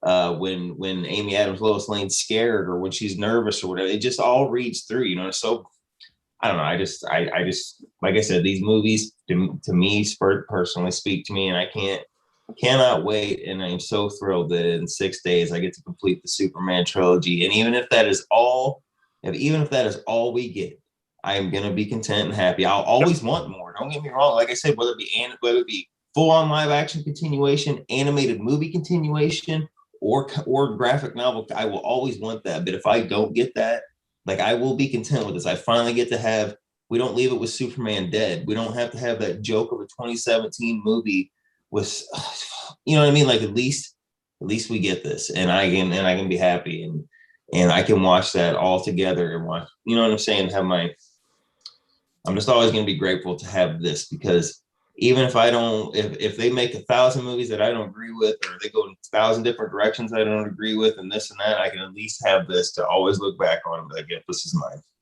Yeah. I agree. Phyllis, you got any other scenes you want to point out? Anything else you want to bring up about the movie? We can't wait to watch it tomorrow. Yeah. Oh, yeah. I just got done watching it a little while ago. It's funny because you could just hit the replay and start. Yeah, I actually think about when my wife's still at work. I think I might just go lay down and turn it back on. Yeah, so from now until Thursday. I'm gonna watch it. I'm gonna watch it Wednesday. Tuesday is my Man of Steel rewatch. Me, same here, Clay. Because I'll be working those days. So yeah. Wednesday is my my BVS Ultimate, and then I will stay up. The main event. Now, have we officially got this confirmed yet, as far as like with daylight savings time and everything else? Nothing yet. Saving. You talking about the voting for if it's going to happen anymore? No, I'm voting. No. The time. What time it drops? The time. What time it actually drops? Because daylight savings time. Congress is actually voting on whether they're going to make it the last time. If we're going to have daylight savings time anymore. Like it may spring forward tomorrow or in a couple hours. It's been on the docket for a long time. It doesn't matter. It's an energy bill that solves no energy problems. I think it helps farmers, but I'm not sure. It used to. Yeah, we are farmers. Bum, bum, bum. I'm so glad that I wasn't the only one that thought that. I'm Jake from State Farm. Jake from State Farm. It's getting late. What are you wearing? Yeah, I'm excited. I got to watch those two. I also have to somehow work in Dune for a slice of film that I'm recording with Katie on Saturday. Spoilers. Next Saturday. She already tweeted it. So She already twittered it. Man, she already tweeted you guys. Look, them twits on the. I'm usually in bed 2 hours ago, so screw you, Clay. I get it. All right. We can't. We all can't have be up for 36 hours and go. I don't think I'm going to do that anymore. I don't think I'm going to do that anymore because Jan. It has ruined. Like I haven't even turned in an assignment that was due yesterday. Yeah, it completely. It screwed up with my schedule. With this new dog, that screwed up with my schedule. Like. I am all out of whack, and I have to press the reset button on Sunday. How old are you? I am 29. You still got it. You're still able to burn it like that. But let me tell you, get into your 30s and stuff, you're gonna have to start getting sleep, buddy, because it will really start wrecking you. I just said 34 is when it started. It hit me, and I was like, oh man, my energy's running out. I can't burn it at both ends. Hey, as long as we get the other two Justice League movies before my 34th birthday, then I'm all good. Shit. Yeah. Good luck, buddy. I'll be 40. I hope you're right. I'll say I'm actually 36 right now, but 34 was when I noticed it started to go down. And hey, that's what I said. I'll be 36 this year. And happy birthday, Chris. Y'all give Chris a happy birthday for next Friday. Happy early birthday. So thank you. Awesome stuff. I'll text you. It's late. Y'all ready to get out of here, man? We talked about a lot of Zack Snyder. Sun's getting a little low, big guy. Let's peace out, Girl Scout. Oh, did y'all know I figured out the difference between an alligator and a crocodile this week? One you see now, the other one you see later. It's pretty cool, ain't it? I'm leaving. Dad joke. Someone's trying to get in, just wants to say goodbye. No. Hold on, we gotta let him in. No, Travis.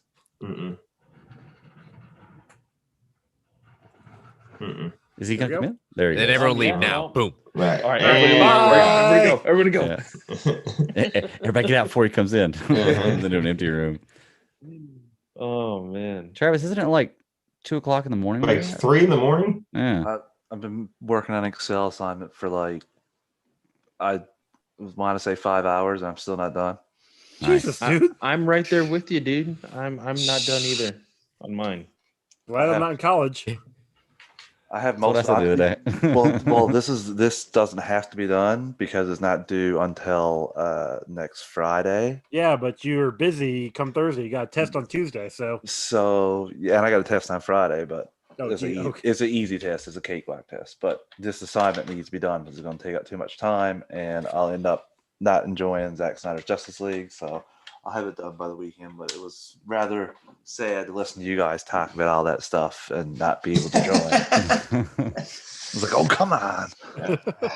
I want to join. You could have put pause any time. That one's on you. Sure. No, I couldn't. Yeah, you could have. Then I wouldn't have been. Then no one. Well, say your piece, buddy. Let's hear your love. Go ahead and spew a little of it.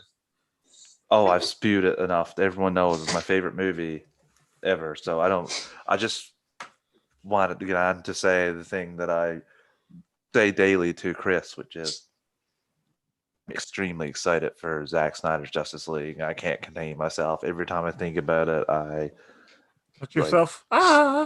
Pee a little bit. I get it. Jump up and down in place. I just jump up and down in place, and my girlfriend's like, "What are you doing? This is just a movie." I was like, "You're just a movie. That don't make sense." My wife I'm like, "You don't make sense." I bring it up, and my wife rolls her eyes, and I said, "I've been waiting for this for so long." She goes, "I know." Yeah, my wife has no idea how much. Well, she knows this means a lot to me, but I just dropped in to see you guys before I was going to bed. To be honest, no. Well, it's all right. Thanks for talking. I think we're all gonna be heading to bed as soon as we leave. I think we're ready. Yeah. All right, everybody. T-Bone, thanks, man, for saying what's up. I'll talk to y'all later on. Have a good one. See you guys. Bye. Perfect timing. See you on the other side with Zack Snyder. See you on the other side. Hell yeah.